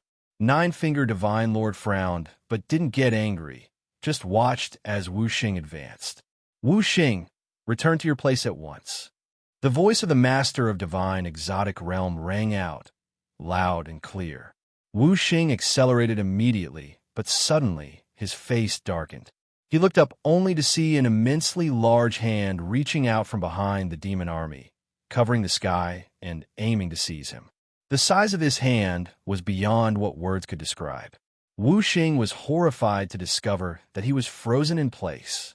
"This is bad." Despair filled Wu Xing's eyes. At that moment, a powerful sword light forcefully entered his field of vision, and immediately after, the terrifying giant hand disintegrated before him. Subconsciously glancing over, his eyes widened in shock. He saw a figure he would never forget for all eternity. It was Guin, who had utilized the 9 extremes yin-yang body back in the divine exotic realm. Guin, holding 2 swords covered in dark purple demonic chi, brushed past Wu Xing. As his words hung in the air, Guin turned into a fleeting shadow, and in a flash, a streak of sword light appeared, boldly piercing through the distant black fog. Before Wu Xing could react, a terrifying wave of energy struck. His mouth agape, he looked on in disbelief. As he watched, a streak of sword chi burst from within the demon army, cutting a swath through the 1,000-foot demon phantoms of the waste. The light of the sword chi stripped the entire world of color in an instant. The continent cultivators were dazzled into closing their eyes, the mortal spirits unable to glimpse this sword light. Above the clouds, Nine-Fingered Divine Lord's face also transformed, his soul shaken by the impact. In his eyes, the demon phantoms perished, the black fog churned, and a sword light rapidly stretched, as if intent on splitting the very heavens and earth in two. In that moment, Nine-Finger Divine Lord, who had lived for 170,000 years, witnessed the strongest sword strike of his life. "Who are you?" A voice full of both shock and rage erupted, the tone laced with fear.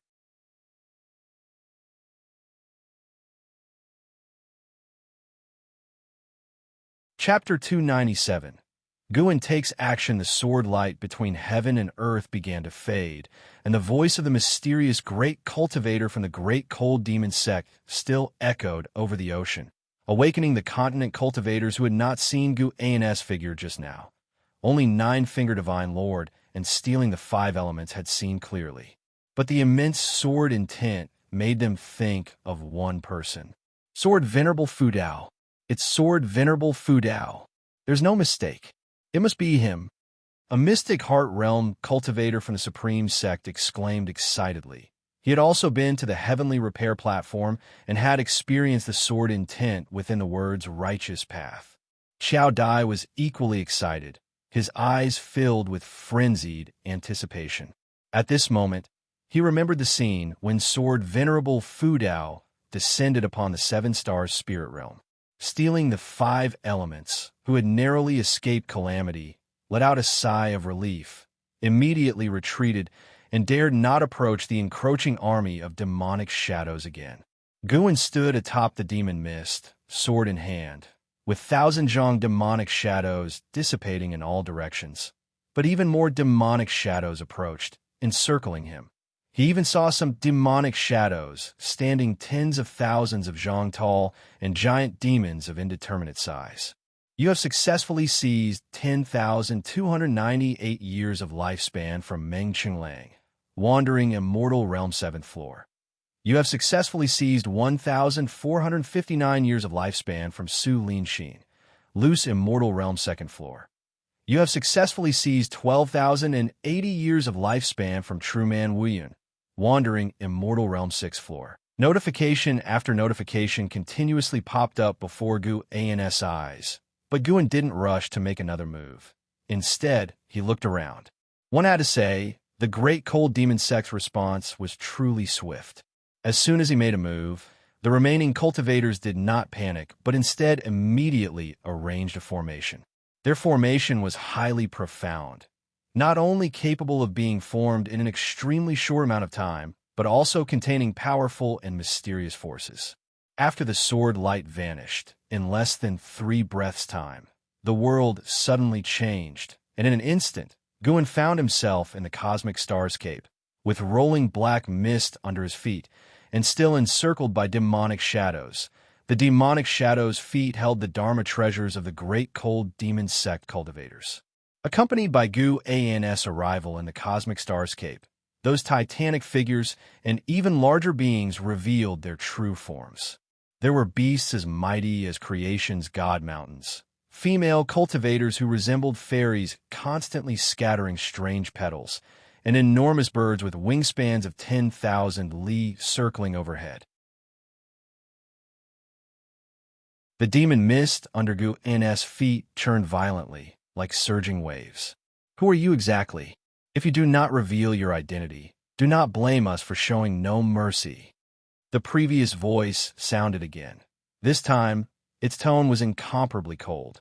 After the formation was set up, he seemed to have regained his confidence.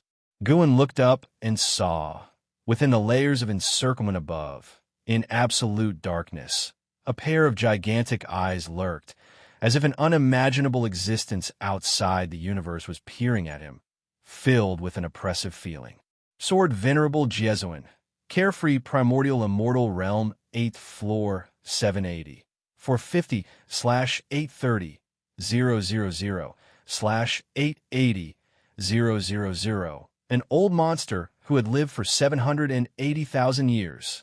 However, killing this individual would only yield a little over 5,000 years of lifespan, which was too disappointing for Guin. As Sword Venerable Jesuin opened his eyes, for life-seizing immortals from the Carefree Primordial Immortal concurrently appeared. Fortunately, they had abundant lifespan, which improved Guin's mood. This is the great cold demon Sex Luo star's Immortal capturing formation.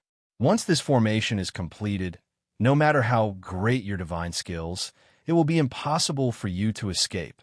The voice of Sword Venerable Jesuin rang out, majestic to the extreme. The other four carefree primordial immortals took out their supreme treasures and dispersed in all directions. Once they stopped, the entire cosmic starscape rippled. Numerous rainbow lights emerged. These lights were not mere illusions, but were also condensing a mysterious force. Guin looked up at Sword Venerable Jesuin and asked, "Does the great cold demon sect have anyone stronger?" As these words were spoken, Sword Venerable Jesuin's gaze immediately changed, and all the cultivators of the great cold demon sect were scared. Their eyes filled with fear when they looked at him. Someone stronger? How could this person be so arrogant? However, due to Guin's previous sword strike, no one dared to challenge him at this moment. All of them were on high alert. The face of life-seizing Immortal turned extremely ugly, intuition telling him that the other party was not being arrogantly presumptuous. At this moment, he was filled with dread. Luckily, he wasn't rash, but instead gathered the strength of the great cold demon sect. Otherwise, he might have ended up with his soul scattered like his disciple by Hong. For a time, silence fell within the Luo star's Immortal capturing formation. It seems there's no one stronger? Truly disappointing. You're acting so recklessly. I thought you'd have more to back it up. Guin spoke again, and suddenly, he threw the heavenly resident's sword out. Boom!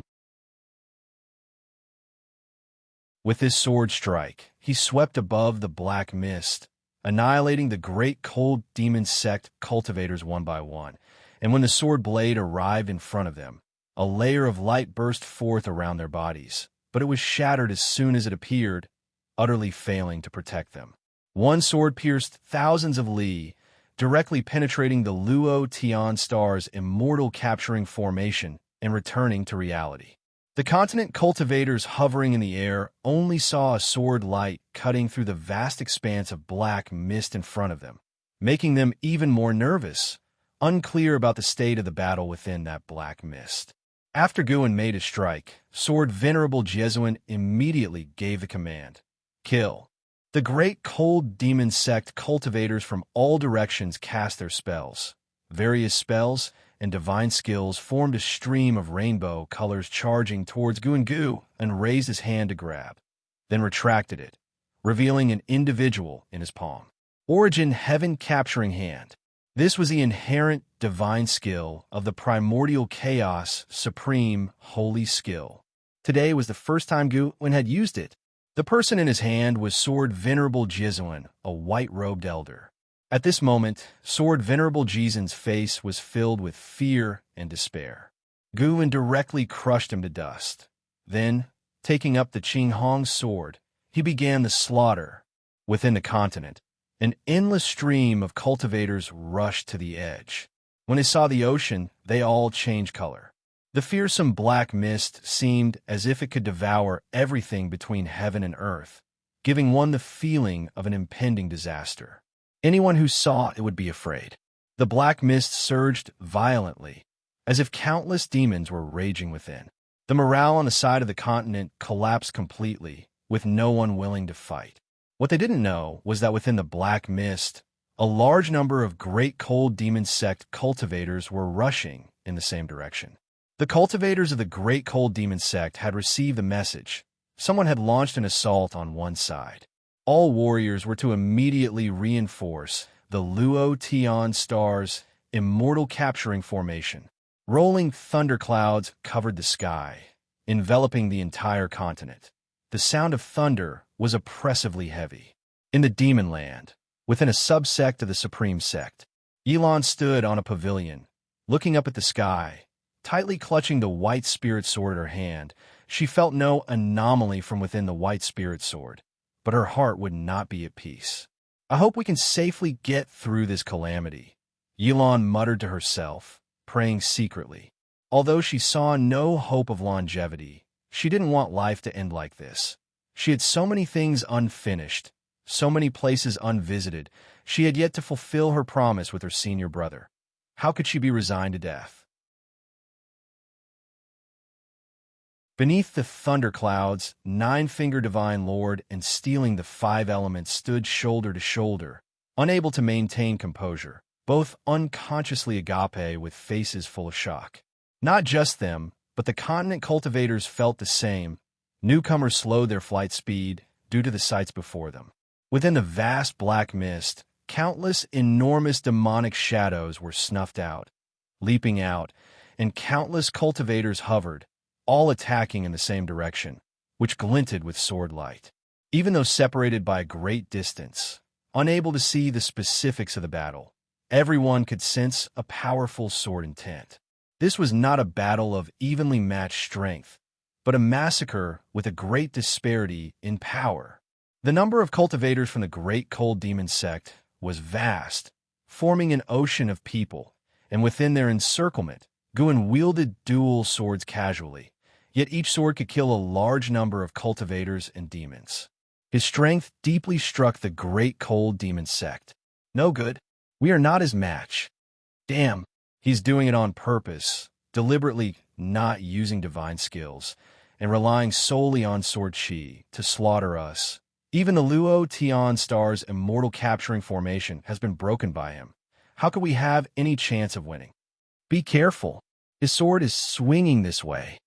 Retreat. Quick retreat. The world plunged into clamor and chaos. Each of Guin's sword strikes took not just life, but also the overall morale of the Great Cold Demon sect. Life-seizing Immortal dared not approach Guin, only able to use long-range divine skills. Giant hands resembling the clasping of fingers descended from the sky, pressing towards Guin, but were instantly shattered upon contact with him, having no effect. Guin strolled leisurely, walking above the black mist, each step followed by a sword swing as casually as if taking a walk, with no swordsmanship to speak of. Every time the Great Cold Demon sect tried to form the Luo Tian Star's immortal capturing formation, it would be dispersed by Guin's sword chi. Guin looked at the notifications before him, struggling to contain the emotions in his heart. He was not killing for the sake of killing. He was enacting justice on behalf of the heavens. Suddenly, Guin stopped in his tracks, and as he did, all the Great Cold Demon sect cultivators retreated, leaving a 100-li radius around Guin where no one dared to tread. The cultivators of the Great Cold Demon sect fell silent, all staring dead ahead at Guin, and life-seizing Immortal gritted his teeth and said, "The sect leader will arrive soon. Don't panic, everyone." His voice reached the ears of every Great Cold Demon sect cultivator. Yet these words did not boost their morale. "Don't panic." Guin's voice rose, filled with sarcasm, as if he had heard the world's biggest joke. Before life-seizing Immortal could speak, Guin suddenly vanished from the spot, frightening the cultivators of the Great Cold Demon sect. Up there, a voice rose, laden with despair. Countless cultivators and demons all looked up, their eyes wide with astonishment. What they saw was a colossal figure whose height could not be judged by the naked eye, standing proudly above the clouds, showing only its upper body, an almost illusory sight. Even the 10,000 Zhang demonic shadows appeared tiny in front of this figure, who was none other than Guin himself. At that moment, all the cultivators of the Great Cold Demon sect felt an overpowering suppression that rendered them immobile. Some of the highly cultivated cultivators of the demon sect unconsciously looked down, only to see the billowing black mist below give rise to a land ablaze with dark purple flames rushing towards them. Life-seizing Immortal lowered his gaze, and his complexion drastically changed. What was that? A land on fire? No, it was unmistakably a hand large enough to grasp all of them. In the distance, nine-fingered divine lord, stealing the five elements, and the continent cultivators were all dumbfounded. At the edge of the ocean, a city was rapidly approaching, and it was none other than Divine Exotic City. Leah, standing atop a tower in the city, had his eyes wide open, trembling all over, as he watched an immensely huge hand rise from within the infinite expanse of black mist. Even with his eyesight, he couldn't take in the entire hand. He had never imagined such a large hand could exist in this world. If there were hands of heaven and earth, surely it would be this one.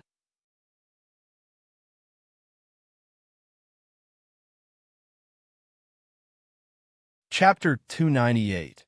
Breaking through a lifespan of 100 million years. I'm not dreaming, am I? Liam muttered to himself, questioning the divine, exotic, immortal spirit perched on his shoulder. The divine, exotic, immortal spirit also widened its eyes in shock, its mouth agape. From their perspective, the huge hand at the horizon of the sea seemed as large as the ocean itself. If not for the curved fingers, they could hardly tell it was a hand. It felt like it could grab an entire continent with ease. Leah recognized the demonic chi emanating from the gigantic hand as somewhat familiar. Wait, wasn't this the hand of the primordial ancestor? At that thought, a surge of blood rushed through Li Ya's body uncontrollably, exciting him to the extreme.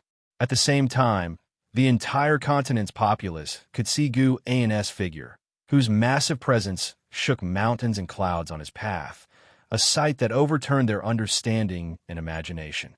In the Third Medicine Valley, thousands of disciples watched with their mouths agape. Ji Xiaoyu also stepped out of his house, completely dumbfounded when he saw Gu An's towering figure. It was as if they were beholding the descent of a deity. What is that? It's Sword Venerable Fu Dao. It's the silhouette of Sword Venerable Fu Dao. Really? How can it be so large? Is it not an illusion? Many texts record that Sword Venerable Fu Dao perceives others using the demon shadow divine skill. I knew Sword Venerable Fu Dao wouldn't abandon us. A roar of cheers erupted across the continent.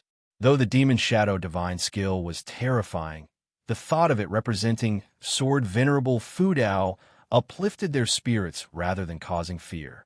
Since the fame of Sword Venerable Fu Dao, which righteous deed hadn't he done, and which person he killed wasn't among the evil. If it were a normal competition among sects, Sword Venerable Fu Dao wouldn't have intervened, otherwise Supreme Sect would have long become the foremost under heaven. Because of this, other sects respected Sword Venerable Fu Dao, acknowledging Supreme Sect's luck. In confrontations with Supreme Sect, they were wary of Sword Venerable Fu Dao, but they weren't afraid he'd harm them, as long as they didn't commit heinous acts. Since Sword Venerable Fu Dao appeared, many disciples had perished during Supreme Sect's expansion, yet Sword Venerable Fu Dao hadn't sought vengeance. The sects and clans that decided to stay were bustling with excitement, as if the spring festival had come early. While the continent was invigorated, the cultivators of the great cold demon sect fell into despair. They watched as Gu An's fingers slowly rose, appearing like ancient colossal peaks ascending, creating an overwhelmingly impactful scene. Even Immortal Path realm cultivators watched in awe. The life-seizing Immortal desperately mobilized his mana, but he couldn't move an inch, feeling as insignificant as an ant. How many years had it been? Ever since he entered the Nirvana realm, not to mention the carefree primordial immortal realm, he hadn't been so embarrassed. The other three carefree primordial immortals were in the same state, utterly immobile despite their full efforts, despair beyond common understanding. If they were so affected, not to mention cultivators of other realms, despair shrouded every heart. This hand had captured millions of the great cold demon sects, cultivators, and demons.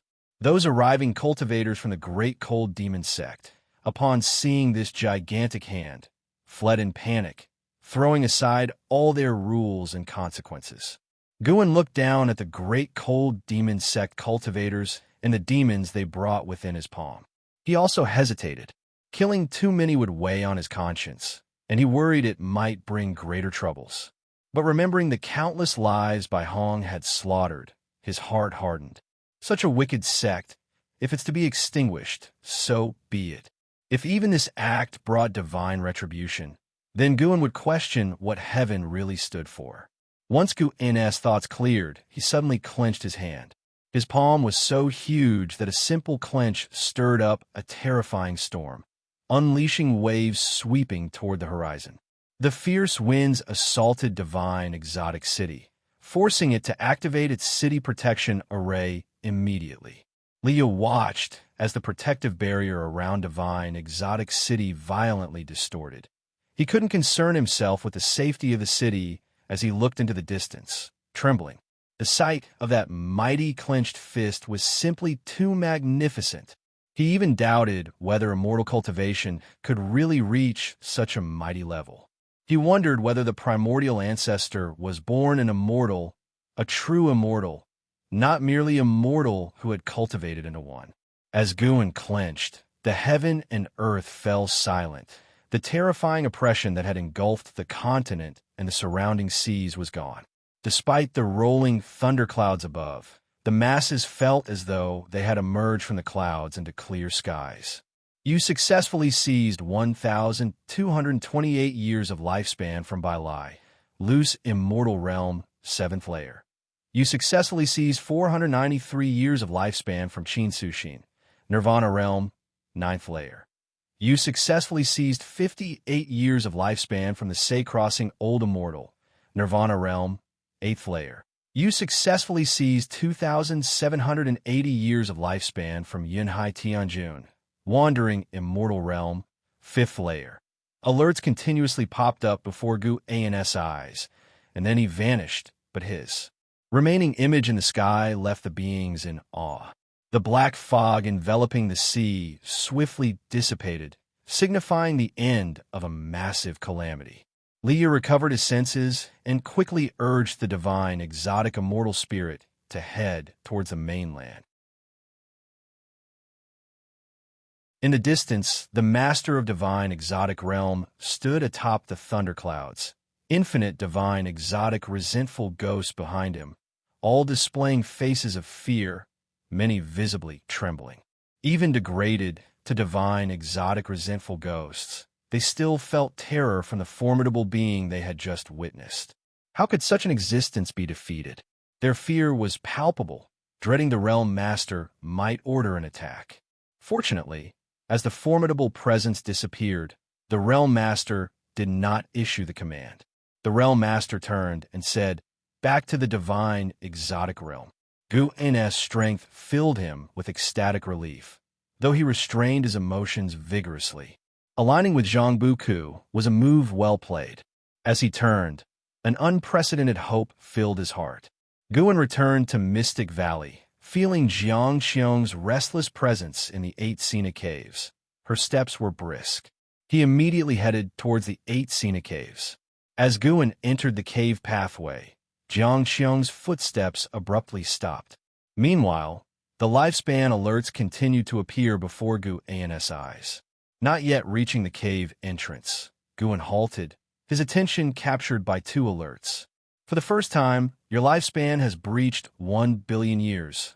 Unlocking the Lifespan Samsara feature. Lifespan Samsara. Every 100 years, execute once. Undergoing reincarnation evolution. The evolution will reflect into reality, each use consuming 10 million years of lifespan.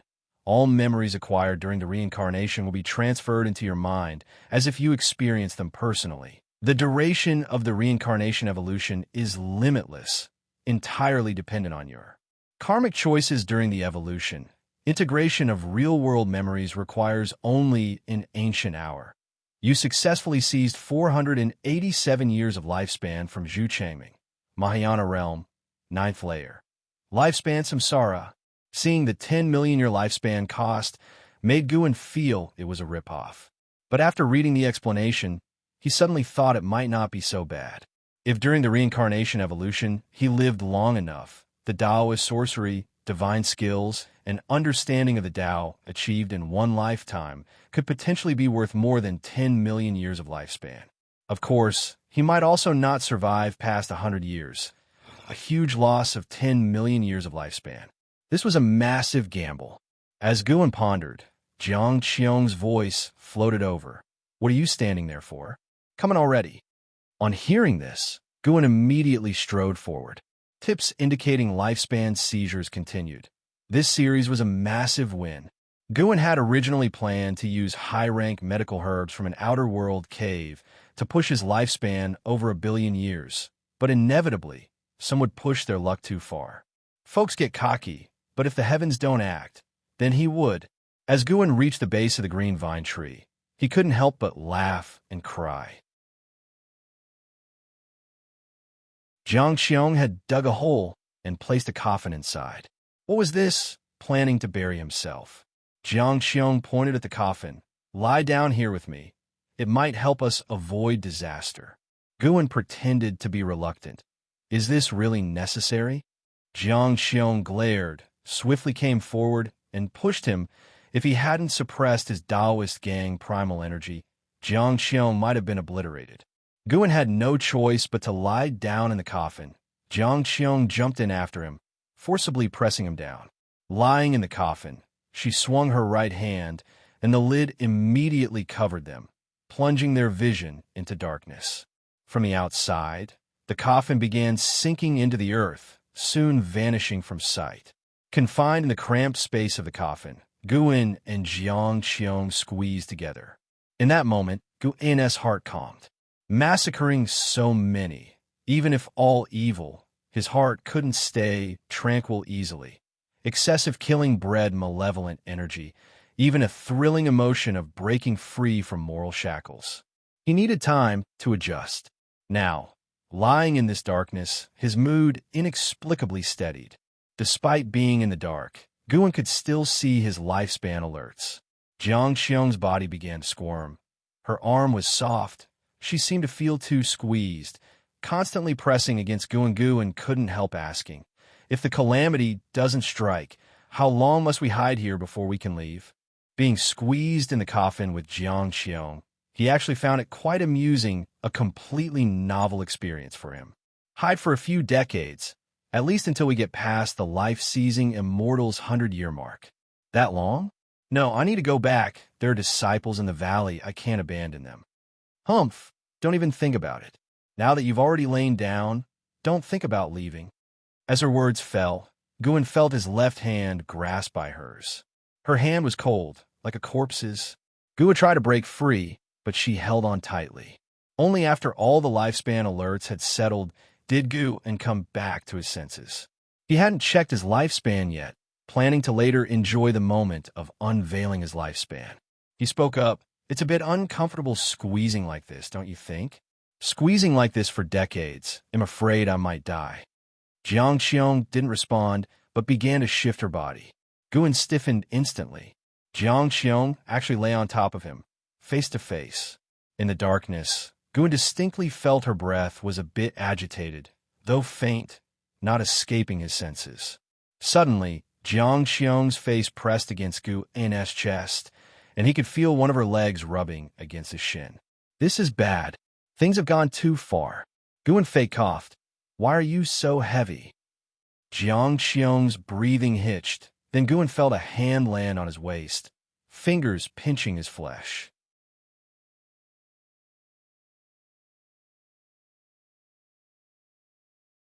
Chapter 299, Terrifying Lifespan. Kid, do you truly not know how to speak? Or are you purposely trying to irritate me? In the darkness, Jiang Xiong's voice resounded, somewhat grinding her teeth in frustration. But her hand did not forcefully pinch Guin, it was merely a warning. Guin, of course, had intentionally disrupted the atmosphere. He feigned a cough and began asking Jiang Xiong what she would like to do after the disaster was over. Jiang Xiong fell into silence, her limbs ceasing to move as she started to contemplate the question seriously. In truth, she had always been unclear about what she really wanted to do. She had done many things to become stronger, but when the apocalyptic disaster arrived, she felt that her actions were meaningless. Guin did not disturb her, allowing her to think it over. However, the moment the silence settled, his mind began to wander. Pinned down by Jiang Xiong, Guin could feel every part of her body pressing against him. How could he remain calm? At that moment, the plots of Green Hero Travelogue, Supreme Secret Records, Black Heroes Travelogue, and many others flashed through his mind. Suddenly, he felt Jiang Qiong tremble slightly. He hurriedly shifted his thoughts to ponder what exactly lifespan samsara was. As his thoughts shifted, Jiang Qiong calmed down. She spoke up, "If we truly can survive this catastrophe, then he'll focus on developing the Jiwa sect. I won't wander around anymore. I feel like all these years of running about haven't really counted for much." "That's good," Guan replied, "to avoid any dangers." Jiang Qiong suddenly stretched out her hand, hugged Guan tightly, and whispered softly, "The calamity of the ephemera sect left me without any relatives. You are now the only person I care about. Back when you first entered the 8 scenic caves, I was considering whether to kill you or not. Who would have thought that after so many years, you would become so important to me?" Hearing this, Guan stiffened slightly and replied helplessly, "Is it that serious? I haven't been all that good to you. On the contrary, you've taught me quite a few spells." Setting aside the matter of Sword Venerable Fudao supporting Jiang Qiong, Guan genuinely felt that his outward contributions to Jiang Qiong paled in comparison to what she had offered him. Many spells Jiang Qiong taught him, he still used to this day. She had also given him magic artifacts and heavenly treasures. "How can you say you haven't been good to me? You've managed the 8 scenic caves very well, and you've never betrayed me. Every time I've come back, you've taken good care of me. Affection isn't entirely about contributions. If you were stronger, you would definitely treat me even better. I understand that. And I felt right from our first meeting that you had the ability to kill me." "You hit it well, but I knew not only that you didn't kill me, but also that you were obedient to me." Listening to Jiang Qiong, Guan suddenly didn't know what to say. "Of course, you rascal. You are good to everyone. Everyone in the valley praises you." Jiang Qiong suddenly snorted. Hearing this, Guan immediately said, "That's what makes me a scary talent, being good to everybody, making it hard to interpret my thoughts." "Yes, but you never ask others for returns, which means you genuinely care for those around you and aren't aiming for anything. Stop undermining yourself. I can feel whether you're genuine or not. Pretense cannot last long," Jiang Qiong said softly. Guan, seemingly startled, said, "You're not thinking of exchanging vows, are you? That won't work. My junior sister and I plan to get married in the last 100 years of our lives." Jiang Qiong laughed and said, "The last 100 years? What if one of you lives longer?" "Whoever lives longer, it's still the same path to go down. The pursuit of immortal cultivation isn't about enduring love, but about eternal life. You certainly see it clearly. Yes, so don't harbor any improper thoughts about me. Why can't I? At the Thousand Autumn Pavilion, it's common for one person to have multiple Taoist friends, and female cultivators can have many Taoist friends too, as long as she is strong enough. Now I am stronger than you, and you can't escape my grasp unless one day your cultivation surpasses mine." Jiang Qiong said proudly, her hand catching Gu An's face as she spoke. She suddenly began her offensive. "You demon cultivator, faking refuge from the calamity and actually abusing me. You can scream all you want now, it's useless. Be careful, I won't be nice. Come on, seeing your cultivation, I'm too lazy to immobilize you. I just like seeing you struggle. Don't worry, it'll be gentle." Jiang Qiong laughed very proudly, grabbing Gu N's wrist with her hands, pinning him down. Then, Guan felt something soft press on his face, beginning to explore around. Not good. This guy's gone wild. A thought crossed Gu N's mind, and the earth suddenly trembled. Jiang Qiong immediately stopped, not daring to move. Guan breathed a sigh of relief, but just then, Jiang Qiong suddenly launched a sneak attack, catching him off guard. "Wait, it seems the disaster is over." Guan suddenly said, "How can you be sure?" Jiang Qiong questioned. "Before finding you, I saw Sword Venerable Fudao make a move." "Oh, then you still came. It seems you also expected something to happen between us. I just saw you were prepared and didn't want to waste our time. Let's go out and see." "Is that so? Really, let's go up. I'll think about it." Boom! Beneath the green vine tree, the earth stirred, and a coffin rose, its lid popping open, and Guin immediately leaped out, then straightened his clothes. Nearly lost my virginity. I can't let the over 200 years' worth of my preserved virginity be breached. Guin secretly breathed a sigh of relief. Mouth is okay, but can't leak vital energy. Jiang Qiong slowly climbed out of the coffin, her hair slightly disheveled, her clothes not neat. She raised her eyes to look at Guin, giving him a seductive smile that caused him to quickly turn his head. We should stop calling me Martial Master. After all, I forcefully took Cheng Xiandan as a disciple, and Cheng Xiandan took you with ulterior motives, so it's not a real lineage. No, you brat never even call me Martial Master. Really, all men are the same. It's just that you kid are reluctant yet compliant, guarding against something, Jiang Qiong said, glaring at Guin Gu, and dropped a sentence and left. I'm going to check the situation. He immediately slipped away. Jiang Qiong went to the edge of the pit. Watching his retreating back, she licked her lips as if savoring something. When Guin returned to the third Medicine Valley, the valley was still bustling with activity. Stealing the 5 elements and 9-finger Divine Lord had also come back, standing together with Shun Xinzi, separated by a restriction, discussing the formidable power of Sword Venerable Fudao, unable to contain their emotions. To suppress the entire Great Cold Demon sect with one hand was too exaggerated. It subverted everyone's understanding. For decades, the power of the Great Cold Demon sect had been deeply rooted in people's hearts. Only because of understanding the terror of the Great Cold Demon sect did everyone realize how incredibly powerful Sword Venerable Fudao was. Guin looked up and saw a figure hovering above the great heavenly spirit land, watching the continent where Guin was. The 9th layer of the carefree, immortal realm. Although only one small realm higher than the Sword Venerable, the presence far surpassed the Sword Venerable, the gap enormous. Presumably, he was the master of the Great Cold Demon sect. At this moment, this master only dared to watch from a distance, not daring to come down. Guin also saw those fleeing cultivators of the Great Cold Demon sect disperse like monkeys scattering from a fallen tree, already completely devoid of will to fight. He did not continue to pursue the kill. One reason being that the remaining cultivators were not as powerful as those he had suppressed, and another being he felt many presences approaching, even the presence of Divine Immortal of Wondrous Dharma. Yes, definitely the Divine Immortal of Wondrous Dharma. However, the person did not come with malice, and the direction was exactly where the Holy Land of Holy Court was located. Now that the Holy Court had appeared, it would not be appropriate for him to continue the chase. Next, it would be seen what stance the Holy Court took. Guin brought up his attribute panel. Name, Guin, lifespan, 210/790, 407, 832.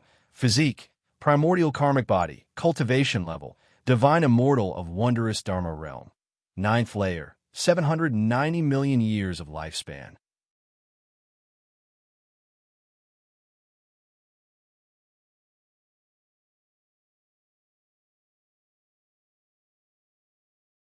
Chapter 300. 7 Divine Golden Bodies. Primordial Ultimate Body, the mysterious Divine Immortal of Wondrous Dharma, wandered in this mortal world region, never stepping onto the continent where Guin was located. A day and a night later, he left.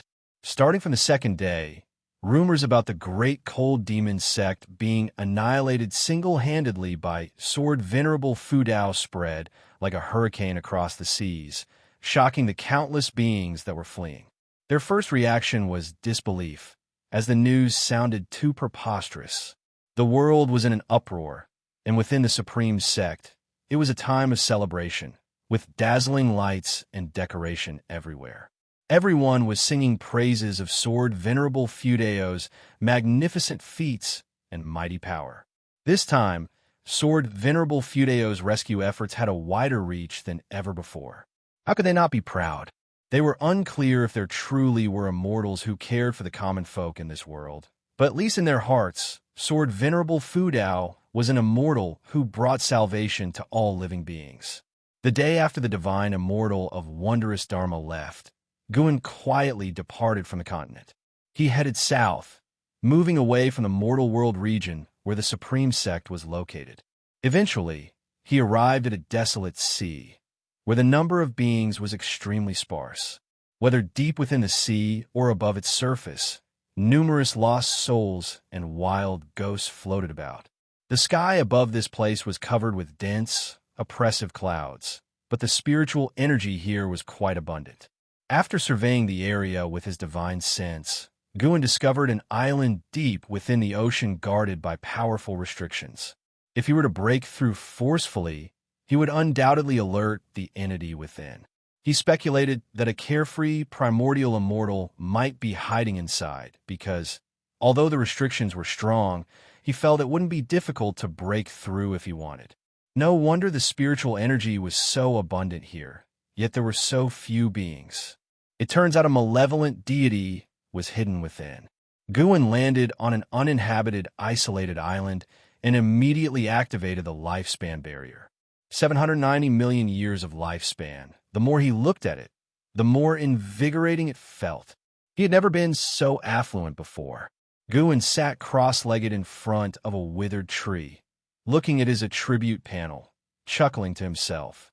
First, he would enjoy the moment for a while longer.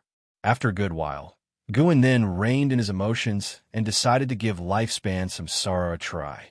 He would test the waters with 10 million years. If this function turned out to be ineffective, he would dismiss it forever, just like the lifespan deduction he had initiated before.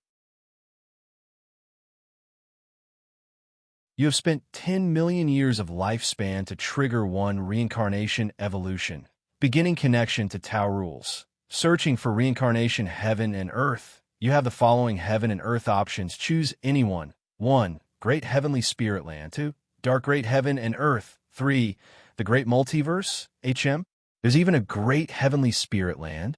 Guin thought if the reincarnation evolution reflected reality, could it be that it's not just memory fusion, but it could also affect reality itself? He wasn't sure, so after some thought, he decided not to choose the Great Heavenly Spirit Land to avoid any potential issues. He was drawn to the dark, Great Heaven and Earth. The name sounded well suited for his life-stealing ability. Since it was reincarnation evolution, perhaps he would still possess his current golden finger. That's the one. Dark Great Heaven and Earth. You choose to reincarnate into the dark Great Heaven and Earth. Considering that the Tao rules of this world cannot conceal your talent, you will retain the life-stealing ability, but cannot unlock stage-specific functions. Reincarnation evolution begins. In the first year, you were born in a village in the East Profound Domain, and your parents named you Chulu at the age of 7. You accidentally pulled up a spirit grass in the mountains, stealing 8 years of lifespan, marking a turning point in your destiny. At the age of 8, you took an immortal cultivator as a master and traveled the world with him. At 15, you encountered a cultivator robbery. To protect you, your master died. You harbored a grudge, hid in the mountains, and began to accumulate lifespan. By 18, you evolved your cultivation level to the nascent soul realm through lifespan evolution, and you began your revenge. At 19, you infiltrated the residence of your enemies, killing everyone until only one person remained, a girl. Seeing her fearful demeanor, you felt some reluctance and struggled internally. Do you choose to execute her? The prompt stopped here. Guin paused for a moment, choosing not to execute her. Joking aside, with his life-stealing ability, he certainly wouldn't be hunted by this girl. You spare the girl, Chung Jialan, and resumed your path of immortal cultivation. Seeing this prompt, Guin smiled. This girl, like his junior sister, also had Lan in her name. The previous prompts had no names. It seemed the deceased don't get named unless they survive. Hold on, his parents and master were initially alive as well, but they were not named. He suddenly had a bad feeling. Could it be that this Chung Jialan would live a long time?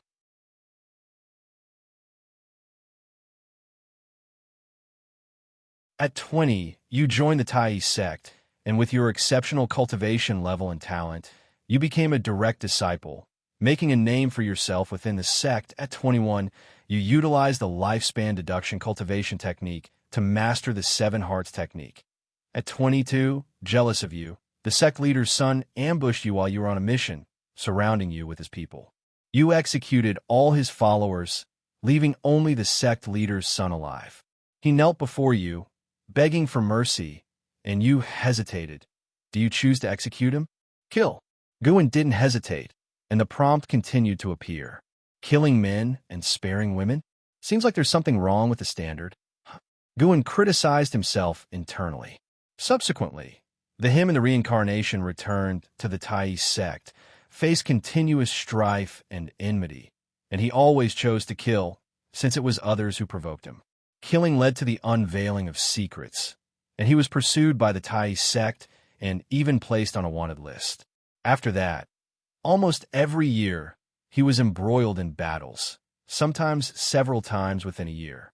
Once, Guin chose to save a wounded cultivator he encountered by chance, only for that person to summon a large group of cultivators to ambush him, intending to seize the magic artifact in his possession. Angered, Guin's killing intent intensified. One betrayal after another, jealousy, and feuds kept unfolding. What an impressive turn of events. Indeed, this was the dark, great heaven and earth, and the world seemed excessively grim. Over the first 50 years, Guin encountered not a single kind-hearted cultivator. He was fighting alone the entire time. The most distressing part for him was that, in order to get back at him, his enemies extracted the souls of his family still in the mountain village and refined them into resentful ghosts to be embedded in ghost devices. Furious, Guin became even more ruthless in his subsequent choices, always responding to killing with killing. His lifespan accumulated rapidly, and by 50, he had reached the cultivation level of loose immortal realm, becoming the East Profound Domain's killing god. At the age of 65, you encountered the girl you once spared, Chung Jialan. She had now become a disciple of the Blue Sky Holy Sect, a renowned genius. She recognized you and was very grateful. You were moved by her attitude. At 66, pursued by Chung Jialan, you both became Taoist friends. At 67, Chung Jialan gave birth to a son and a daughter for you, and you cherished her even more. At 68, while you're cultivating, a wandering, carefree, primordial immortal from the Blue Sky Holy Sect descended. He was known as the Black Profound Emperor and crushed you to death. Reincarnation ends what? It's over already? Guin nearly spit blood. For 10 million years of lifespan, he only got 68 years of life? Black Profound Emperor. Okay, very good.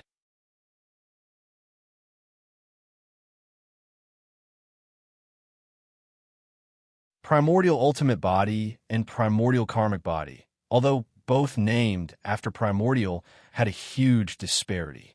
By reaching Ultimate Body, one could easily see through heaven and earth rules as well as cause and effect, exerting absolute suppression over the Primordial Body type. Although Guin had not yet encountered a Primordial Body type, he felt that Primordial must exist. After all, it was achieved through the elevation of his own body type, indicating that if the mortals of the great heavenly spirit land traced back their ancestry, they might very well be linked to Primordial. He just did not know where Primordial was located.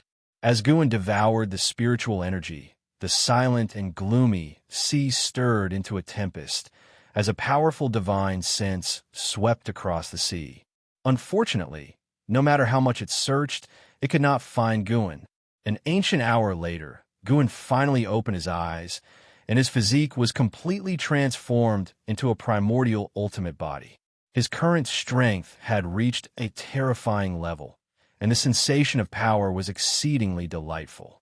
He even wanted to find someone to test his newfound strength against. Fortunately, he resisted the urge. Cannot drift away.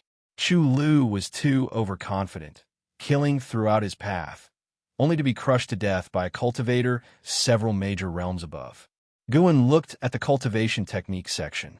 Primordial chaos, supreme, holy skill, and all things form and energy art were each worth 20 million years of lifespan. The reason he only used 20 million years of lifespan was that he started to covet the function that would unlock with 1 billion years of lifespan.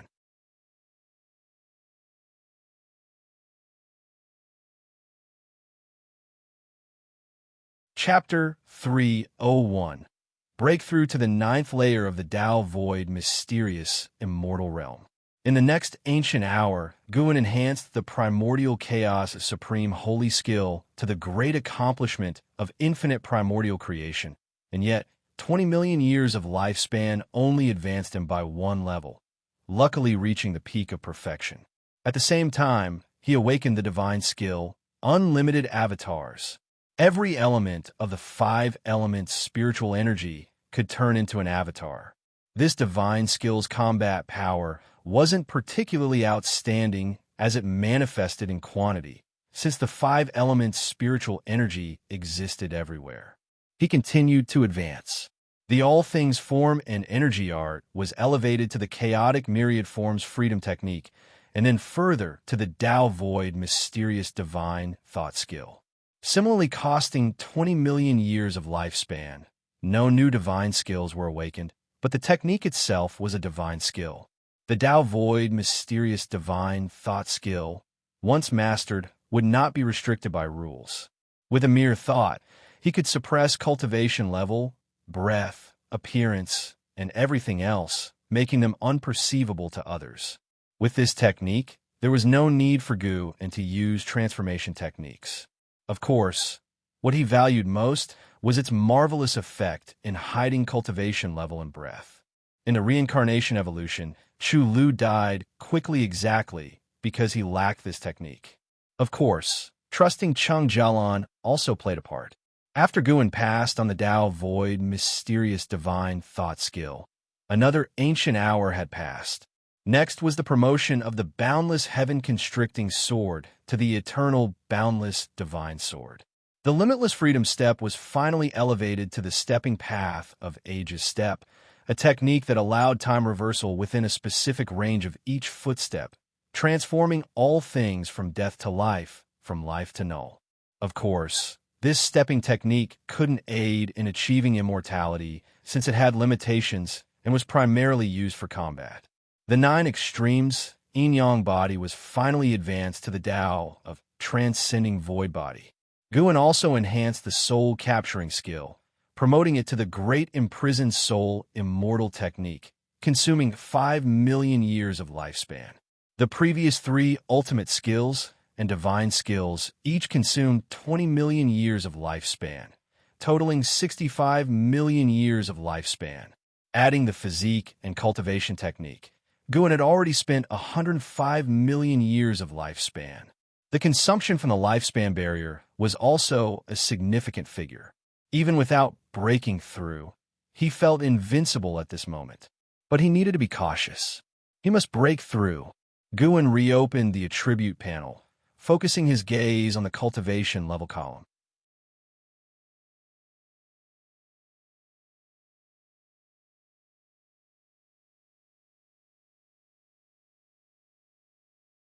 For he sensed auras within that made him wary, not just one, but several.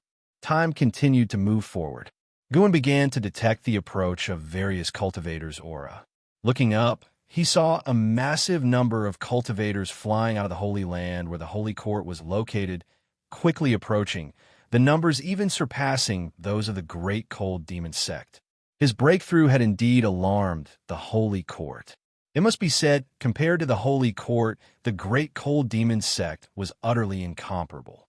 The cultivators who flew out were of loose immortal realm at the lowest, numbering over 5 million and still increasing. More than 5 million loose immortals. What an exaggeration. He even sensed the aura of divine immortals of wondrous dharma and carefree primordial immortals, with more than 10 divine immortals of wondrous dharma among them. The cultivators of the Holy Court dispersed to protect various continents and islands. The ocean stirred up world-shocking waves, the speed of the sinking spiritual energy, causing many continents to shatter. Seeing the Holy Court coming out to protect the common people, Guin breathed a sigh of relief, holding the Holy Court in much higher regard. He didn't want his breakthrough to result in the extinction of countless beings. It seems the support of the Great Cold Demon sect by the Holy Court was only the will of that Holy King. If the Holy Court became his enemy in the future, regardless of the animosity, Simply for today's actions of the Holy Court, he wouldn't thoroughly exterminate them. Of course, it would be even better if he could establish friendly relations with the Holy Court. Cultivation doesn't have to be all about fighting and killing. The benefits derived from slaughtering the great cold demon sect were indeed massive, but it also attracted much wariness. Look now, the battle just ended, and divine immortals of wondrous Dharma have shown up, a realm previously unheard of. If he became too arrogant and a more terrifying existence than the divine thought true immortal appeared and slapped him to death with one palm, what could he do? The experience of Chu Lu was a lesson.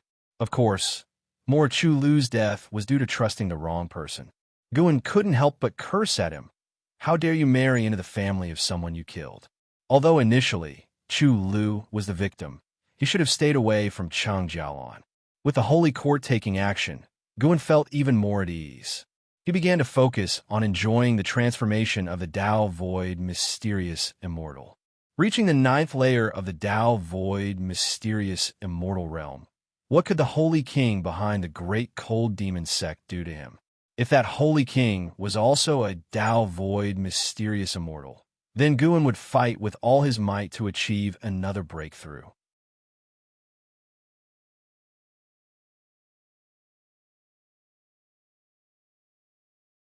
Chapter 302. Absolutely not intoxicating. Under the cloak of night, the vast ocean was riddled with shadows of great cultivators flitting by, and many sea monsters leaped out of the water, making the night all the more terrifying. The isolated island where Guan was situated was surrounded by terrifying waves, which could engulf it at any moment.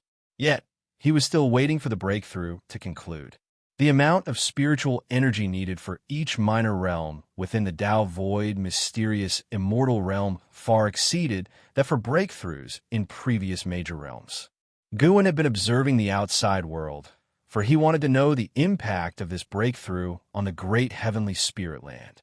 By now, the range of the descending spiritual energy had become enormously exaggerated. However, in comparison to the entire great heavenly spirit land, it was still not sufficient to shake the whole.